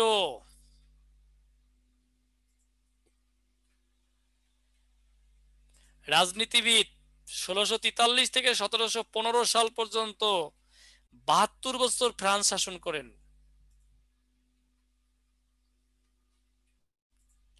বিখ্যাত উক্তি হচ্ছে আমি রাষ্ট্র।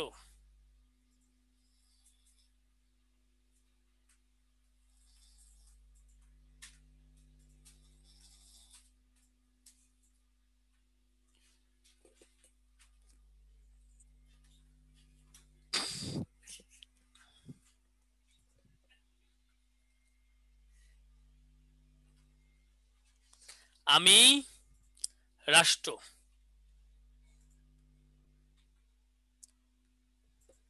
এবার ফ্রান্সের বিখ্যাত স্থান বা স্থাপত্য নিদর্শন দেখবো আমরা।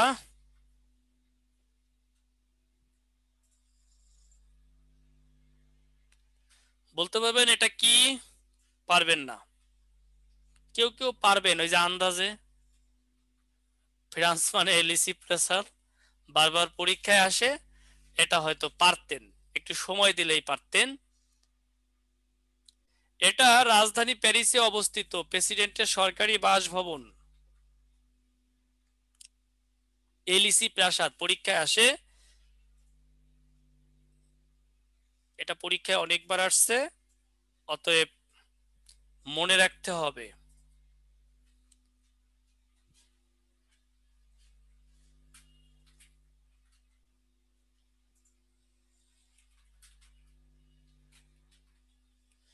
বলেন তো এটা কি? দেখি কে কে বলতে পারে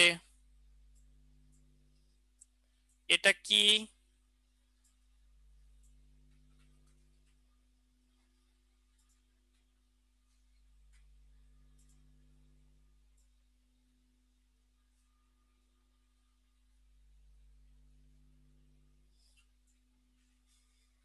বাস্তিল, এমডি শামসুল আরেফিন।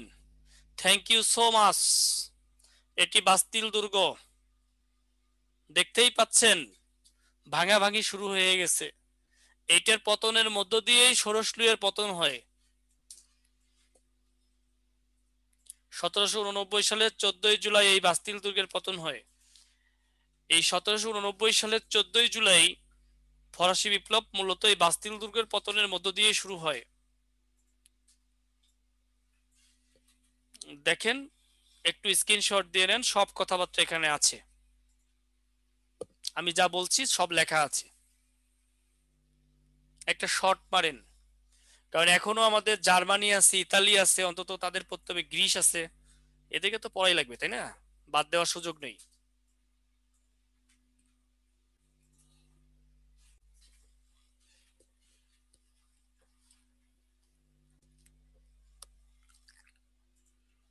আপনি পানি খান, আমিও খেলাম। আমাদের তো বললেন না। আহ, আসেন এবার এটা সবাই আমরা চিনি, আইফেল টাওয়ার। এটা নতুন করে বলার কিছু নাই, সবাই চিনি এটা আমরা। এই আইফেল টাওয়ারে মার্কিন যুক্তরাষ্ট্র বিনিয়োগ করছে। মার্কিন যুক্তরাষ্ট্রের পরম বন্ধু হচ্ছে এই France. France statue of liberty উপহার দিয়েছিল যুক্তরাষ্ট্রকে, আর যুক্তরাষ্ট্র এখানে বিনিয়োগ করে। প্যারিসে সিন নদীর তীরে অবস্থিত এটি। ডিজাইনার হচ্ছে গুস্তাভ আইফেল। ফরাসি বিপ্লবের 100 বছর পূর্তিতে 1889 সালে এটি উদ্বোধন করা হয়।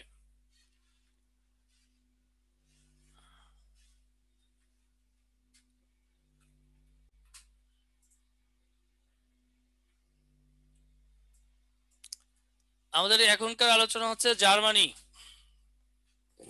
Republic of Germany. Republic of Germany আমাদের এখনকার আলোচনা, রিপাবলিক অফ জার্মানি।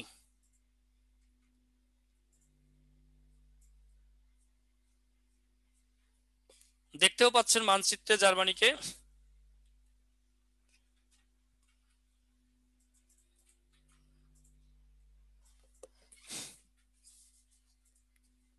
জার্মানি বহু ছোট ছোট, এখানে বানান ভুল হয়েছে, ছোট ছোট রাজ্যে বিভক্ত ছিল।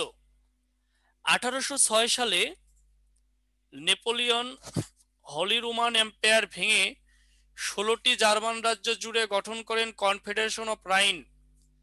নেপোলিয়নের পরাজয়ের পর 1817 সালে 39 সদস্য নিয়ে গড়ে ওঠে এই কনফেডারেশন। 1933 সালে হিটলার জার্মানির চ্যান্সেলর নিযুক্ত হন। এটা 39তম বিসিএস এর প্রশ্ন। এবং দ্বিতীয় বিশ্বযুদ্ধে যুদ্ধকালে 39 থেকে 45 সাল পর্যন্ত তিনি চ্যান্সেলর ছিলেন। দ্বিতীয় মহাযুদ্ধের পর থেকে 90 সাল পর্যন্ত জার্মানি পূর্ব পশ্চিমে দুই ভাগে বিভক্ত ছিল। 1990 সালের 3 অক্টোবর দুই জার্মানি একত্রিত হয়। এই সালটা এবং তারিখটা আপনাকে মনে রাখতে হবে। 1990 সালের 3 অক্টোবর দুই জার্মানি একত্রিত হয় এবং নির্বাচন অনুষ্ঠিত হয়। এটা আপনাকে মুখস্থ রাখতেই হবে।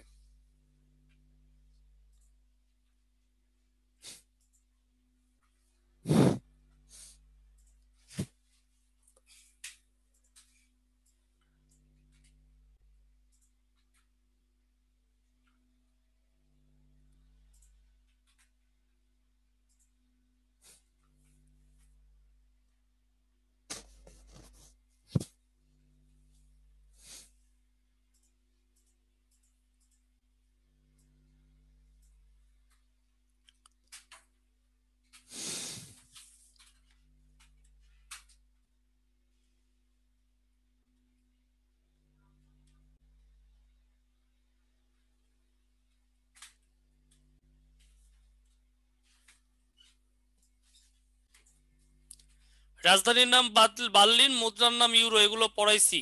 আইনসভার নাম হচ্ছে রাইক স্টাক, উচ্চকক্ষর নাম বুন্ডেসরাট, আর নিম্নকক্ষ হচ্ছে বুন্ডেস্টাগ। এগুলো জার্মান ভাষা। উচ্চকক্ষ বুন ডেসরাট আর নিম্নকক্ষ বুন ডেস্টাক।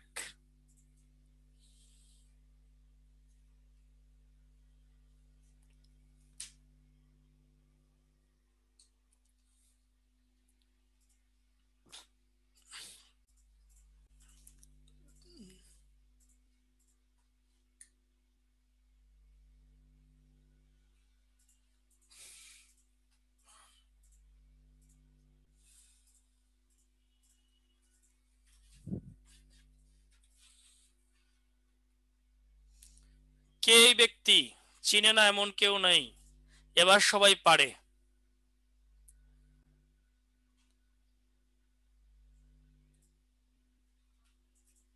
হিটলার সম্পর্কে এখানে তথ্য আছে, স্ক্রিনশট দিয়ে নেন।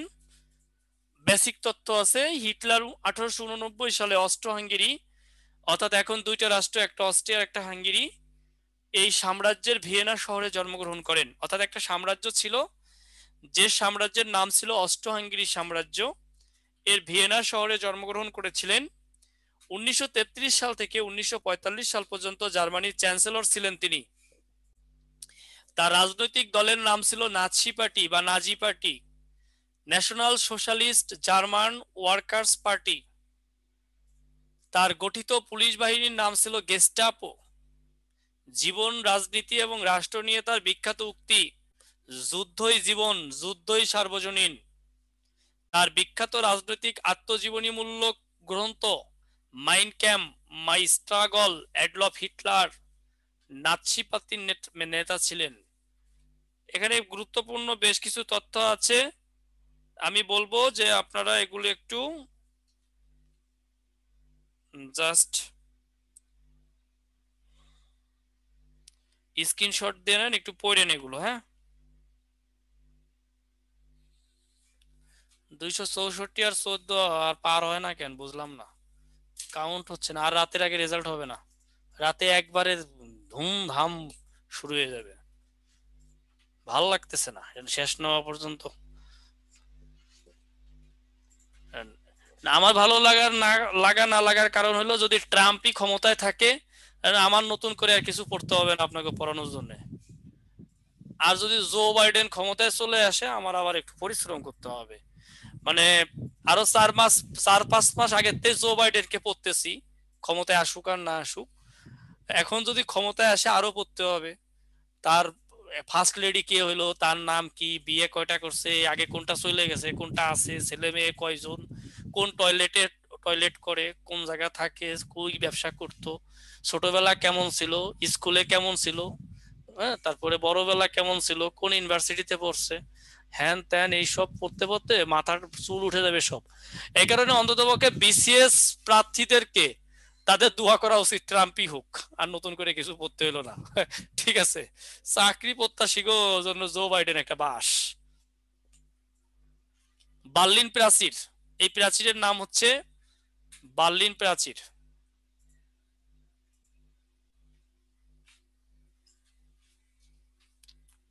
জার্মানিকে বিভক্তকারী প্রাচীরের নাম হচ্ছে বার্লিন প্রাচীর, বানানটা লয়রেফ হবে। নির্মাণ করেন সাবেক পূর্ব জার্মানি, দৈর্ঘ্য 155 কিলোমিটার, নির্মাণ করা হয় 61 সালে। পরীক্ষা অনেকবার আসছে, বার্লিন প্রাচীর নির্মাণ হয় কত সালে? 1961 সালে। ভেঙে দেওয়া হয় 1989 সালে। আর দুই জার্মানি একত্রিত হয়, এটা আগে বলছি। এটা একটা স্ক্রিনশট দেন। হ্যাঁ, ঠিকই কইছেন ডক্টর সরোয়ার, আমিও তো তাই কইলাম।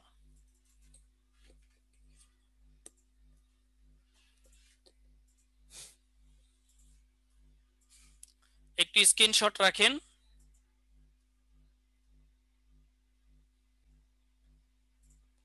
জার্মানির বিখ্যাত ব্যক্তিত্ব, আমরা জার্মানির ব্যক্তিদেরকে পড়বো।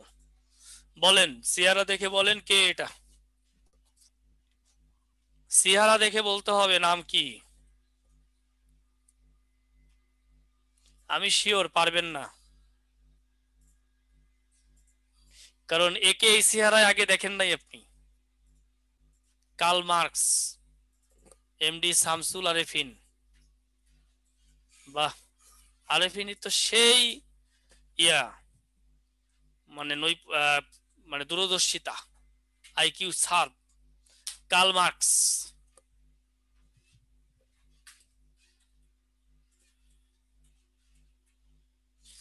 এগুলো আসলে বিজ্ঞানেও পড়বেন। আধুনিক সমাজতন্ত্রের জনক, তার বিখ্যাত রচনা হচ্ছে ডাচ ক্যাপিটাল, উদ্বৃত্ত মূল তত্ত্ব, দ্বান্দ্বিক বস্তুবাদের প্রবক্তা, রুশ বিপ্লবে অনুপ্রেরণা জুগিয়েছিল ডাচ ক্যাপিটাল গ্রন্থটি। তার বিখ্যাত যে গ্রন্থ এই ডাচ ক্যাপিটাল, যেটার দ্বারা অনুপ্রাণিত হয়েই পরবর্তীতে লেনিনরা সমাজতন্ত্রের যে শিক্ষা গ্রহণ এবং সমাজতন্ত্রের জন্য ঝাঁপিয়ে পড়া, এখান থেকেই আসছে মূলত। এই ডাচ ক্যাপিটাল লিখতে গিয়ে কার্ল মার্কস পরিবারের সবাইকে খোয়ালো, নিজে অর্থনৈতিকভাবে ভেঙে পড়লো, খুব কঠিন পরিস্থিতির মধ্য দিয়ে তার জীবন অতিবাহিত হয়। এটা বিস্তারিত জানার জন্য পড়তে পারেন। ছবির ব্যক্তিকে দেখেই বলতে হবে, ব্যক্তিটিকে বলার আর দরকার নাই, কারণ এটা সবাই জানেন।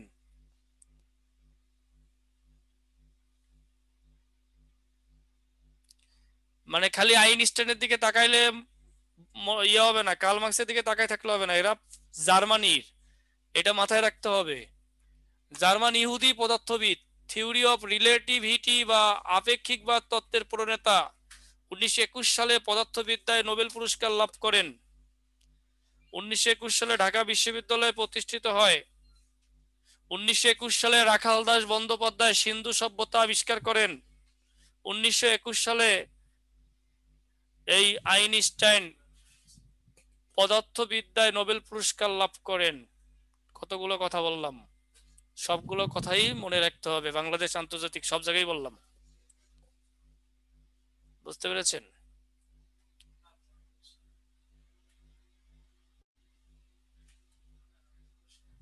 আমরা এখন গ্রিস, চলেন রিপাবলিক অফ গ্রিসে চলে যাই। গ্রিস, রিপাবলিক অফ গ্রিস গণতন্ত্রের সূতিকাগার। যৌবন বেশি দিন থাকে না, ক্ষমতা বেশি দিন থাকে না, গ্রিস তার প্রমাণ। ওই যে মাঝে মাঝে লেখা দেখি, সকালে যে পত্রিকা 10 টাকা বিক্রি হয়, বিকেল বেলা তার কেজি বিক্রি হয় 10 টাকা। এই জন্য অহংকার করতে নেই। পৃথিবীতে শক্তিশালী রাষ্ট্র, অহংকারী রাষ্ট্র ধ্বংস হয়ে গেছে, এটা পৃথিবী সাক্ষী। এটা পৃথিবী বাদ দেন, যে ব্যক্তি অহংকারী সে ধ্বংস হয়ে গেছে।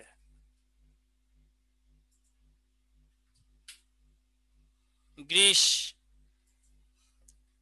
একটু স্ক্রিনশট দেন।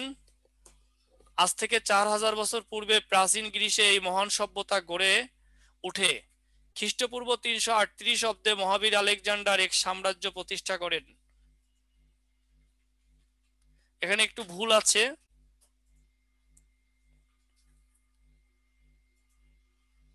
গ্রিস 146 খ্রিস্টাব্দে, 1460 খ্রিস্টাব্দে তুরস্কের অধীনে চলে যায়। 1829 খ্রিস্টাব্দে গ্রিস স্বাধীনতা লাভ করে। 1945 সালে জাতিসংঘের সদস্যপদ লাভ করে। এগুলো কোনো ইম্পর্টেন্ট তথ্য তেমন একটা না, জাস্ট একটা স্ক্রিনশট দেন, পড়লে পড়তে পারেন। দেখেন, রিপাবলিক অফ গ্রিস সম্পর্কে আমাদের আরো জানার কিছু আছে।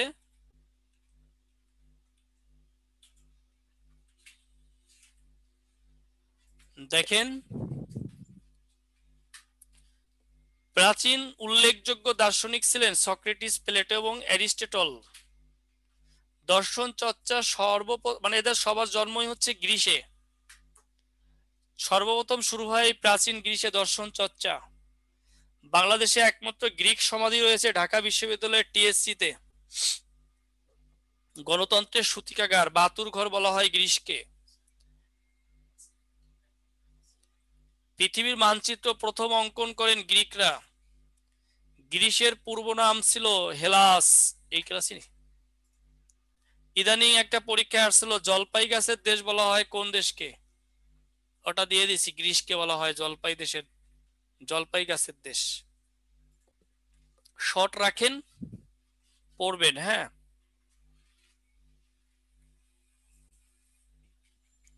বুট জুতার আকৃতির যে দেশ তার নাম ইতালি।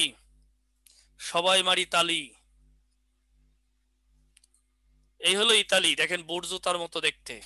এটা আসলে বুট জুতা না, আমার কাছে মেয়েদের হিলের মতো লাগে। আমি বানাইলে বলতাম মেয়েদের হিলের মতো দেখতে কোন দেশ, বলতো ইতালি। এই যে হিলের এই যে গোড়ালি, যেগুলো পরে ওই যে বিভিন্ন পার্টিতে যায় না মেয়েরা, কটকট করে হাঁটে, কটকট করে হাঁটতে গিয়ে পড়ে যায় মাঝে মাঝে, এই হলো সেই গোড়ালি। এই হলো জুতা, এইটুক সিসিলিয়া অতিরিক্ত। আচ্ছা, যাই হোক, তাহলে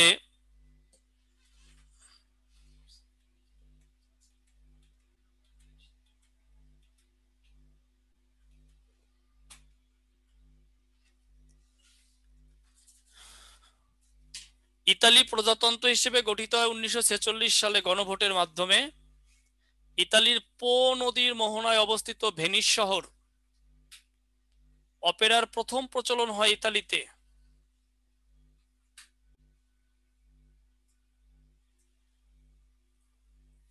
ল্যান্ড অফ মার্বেল বলা হয় ইতালিকে। ফ্যাসিজমের প্রবর্তক ইতালির বেনিটো মুসোলিনি। এটা আপনারা দ্বিতীয় বিশ্বযুদ্ধের মধ্যে পাবেন। বেনিটো মুসোলিনি সম্পর্কে।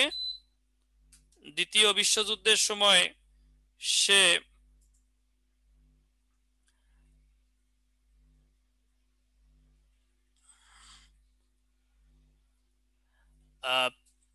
প্রচন্ড যুদ্ধ করতেছিল, খুব ভালো যুদ্ধ করতেছিল, এবং শেষ পর্যন্ত তাকে জেলে ভরে দেওয়া হয়।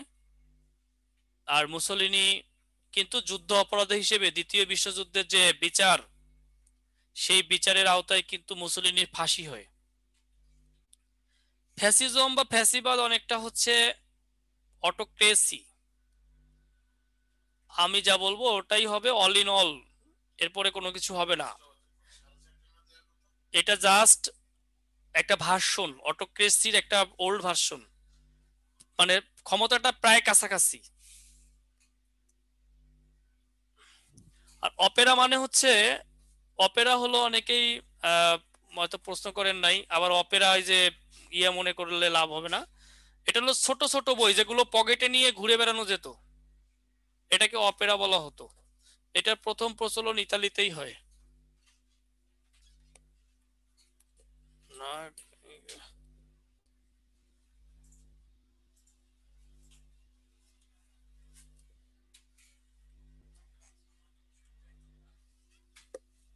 দেখেন, রেনেসাঁর সূত্রপাত হয় ইতালিতে। ইউরোপে রেনেসাঁর আন্দোলনের সূত্রপাত হয় ইতালিতে। ইতালিতে রেনেসাঁ আন্দোলনের সূত্রপাত হয় চতুর্দশ শতাব্দীতে ফ্লোরেন্স নগরীতে। ইউরোপের বুট বলা হয় ইতালিকে, কারণ হচ্ছে ভৌগোলিক আকৃতি, ইতালি দেখতে অনেকটা বুট আকৃতির জুতার মতো। এগুলো আমি আপনাদেরকে অলরেডি বলেছি।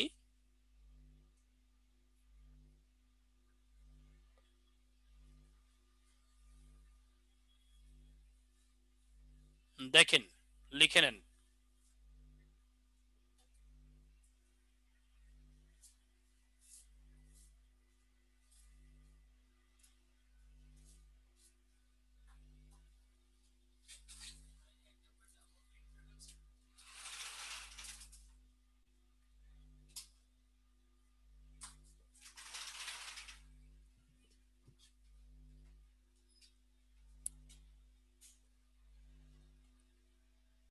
ইতালির বিখ্যাত ব্যক্তিত্ব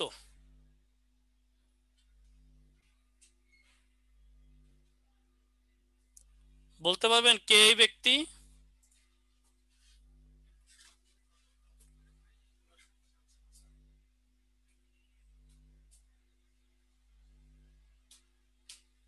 লিওনার্দো ভিনসি।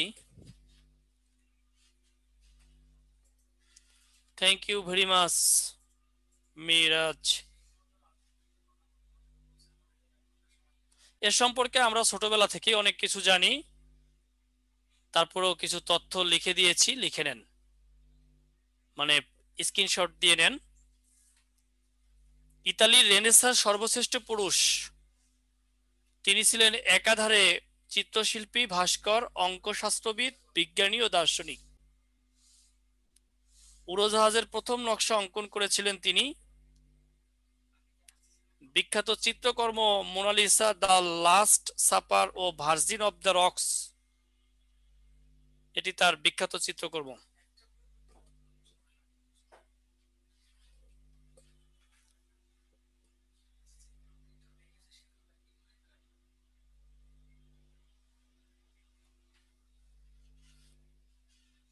এই ব্যক্তিকে আমি শিওর বলতে পারবেন না কেউ। এই ব্যক্তিকে দেখি কে কে বলতে পারেন। Mussolini. Miraj, thank you. Benito Mussolini, খুব ভালো বলেছেন। মুসোলিনি।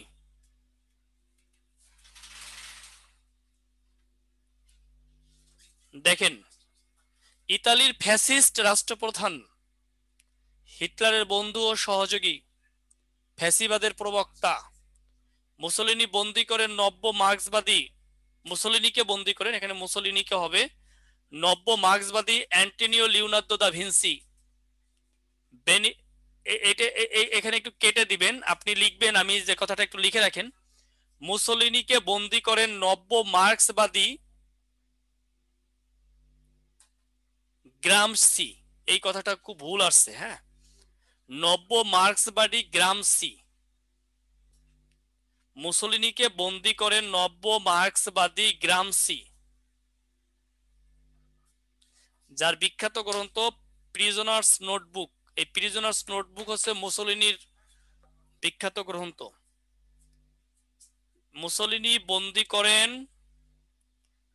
মুসোলিনিকে বন্দী করেন নব্য মার্ক্সবাদী গ্রামসি। আর বাকিটুক কেটে দেন।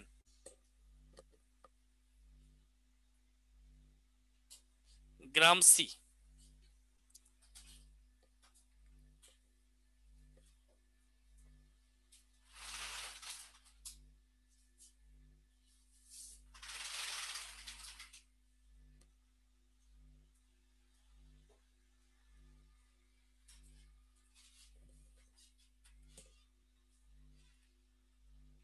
এই ব্যক্তিকে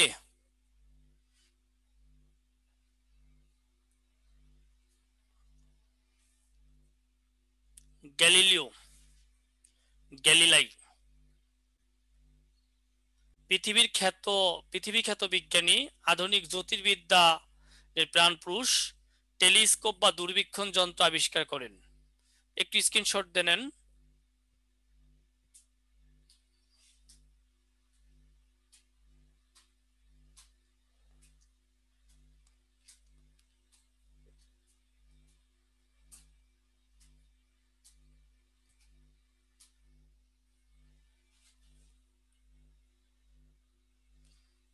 স্পেন, কিংডম অফ স্পেন। আমাদের এখনকার আলোচনা হচ্ছে স্পেন। এই হলো স্পেন, শিরোনাম করেন স্পেন। একটি স্ক্রিনশট দেন। স্পেনটা ইউরোপের মূল ভূখণ্ডের পশ্চিম সীমান্তে স্পেনের অবস্থান। 1492 সালে কলম্বাস আমেরিকা আবিষ্কারের পর স্পেন বিশাল উপনিবেশিক সাম্রাজ্য গড়ে তোলেন। 1939 সালে স্পেন জেনারেল ফ্রান্সিস ফ্রাঙ্কোর নিয়ন্ত্রণে আসে। তবে তিনি 1975 সালে মারা যাওয়ার পর পুনরায় সাংবিধানিক রাজতন্ত্র প্রতিষ্ঠিত হয়। প্রশাসনিক ও সাংবিধানিক দিক থেকে স্পেন নিয়মতান্ত্রিক রাজতন্ত্র, প্রকৃত বিচারে বহুদলীয় গণতন্ত্র। স্পেনের কাতালানিয়া অংশটি স্বাধীন হওয়ার জন্য আন্দোলন চালাচ্ছে। স্পেনকে lighthouse of the Europe বলা হয়। স্ক্রিনশট দিয়ে রাখেন, একটু পরে পড়ে নিন। স্পেনের বিখ্যাত ব্যক্তিত্ব কে? এই ব্যক্তি দেখি বলেন তো।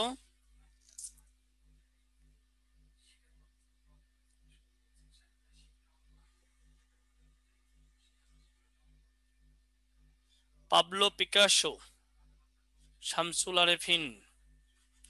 খুবই ভালো আপনাদের আইকিউ।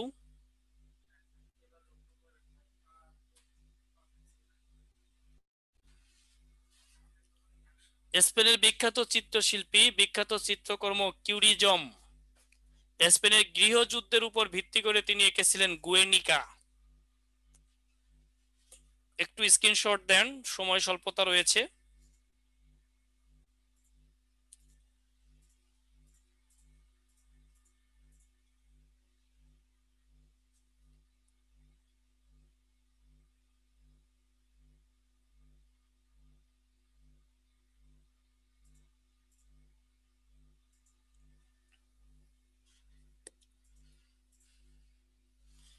এটা হচ্ছে ভ্যাটিকান সিটি।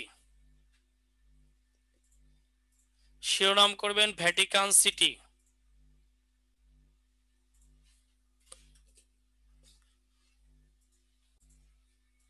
ইতালির রাজধানী রোম শহরের খণ্ডিত অংশ নিয়ে ভ্যাটিকান সিটি। ইতালির সাথে ভ্যাটিকান সিটির সীমান্ত দৈর্ঘ্য 3.2 কিলোমিটার। বিশ্বের ক্ষুদ্রতম রাষ্ট্র এটি। ইতালির সাথে ভ্যাটিকানের পোপের দ্বন্দ্বের কারণে দেশটির আয়তন অনেক কমে যায়। 1929 সালে ইতালির একনায়ক মুসোলিনির উদ্যোগে লাটেরান চুক্তির মাধ্যমে পোপের সঙ্গে ইতালির বিরোধ নিষ্পত্তি হয়। এটা পৃথিবীর একমাত্র পোপ শাসিত রাষ্ট্র এবং পৃথিবীর সবচেয়ে ক্ষুদ্রতম রাষ্ট্র আয়তন এবং জনসংখ্যায়। এখানে বর্তমান জনসংখ্যা আছে 968 জন।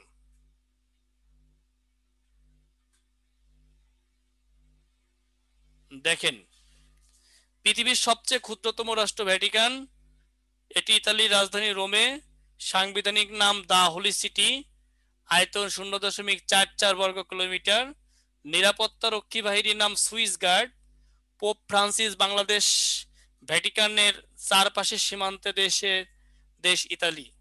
বর্তমান ভ্যাটিকানের পোপের নাম হচ্ছে ফ্রান্সিস, বাড়ি হচ্ছে আর্জেন্টিনা, সরকার ব্যবস্থা হচ্ছে পোপ শাসিত। ভ্যাটিকানের রাষ্ট্র সরকার প্রধান পোপ, যিনি সর্বময় ক্ষমতার অধিকারী। ভ্যাটিকান প্লেস, পোপের আবাসগৃহ। ইউনেস্কো ভ্যাটিকানকে বিশ্ব ঐতিহ্য স্থান হিসেবে ঘোষণা করে 1984 সালে। একটি স্ক্রিনশট দিয়ে নেবেন ভাই প্লিজ।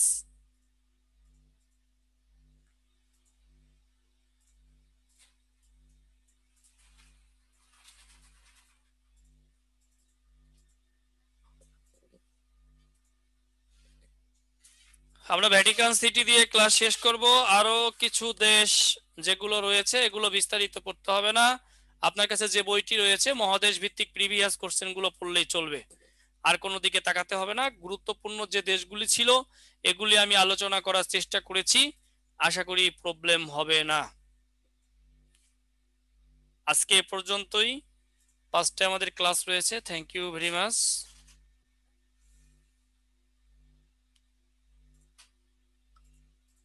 কোনো প্রশ্ন আছে?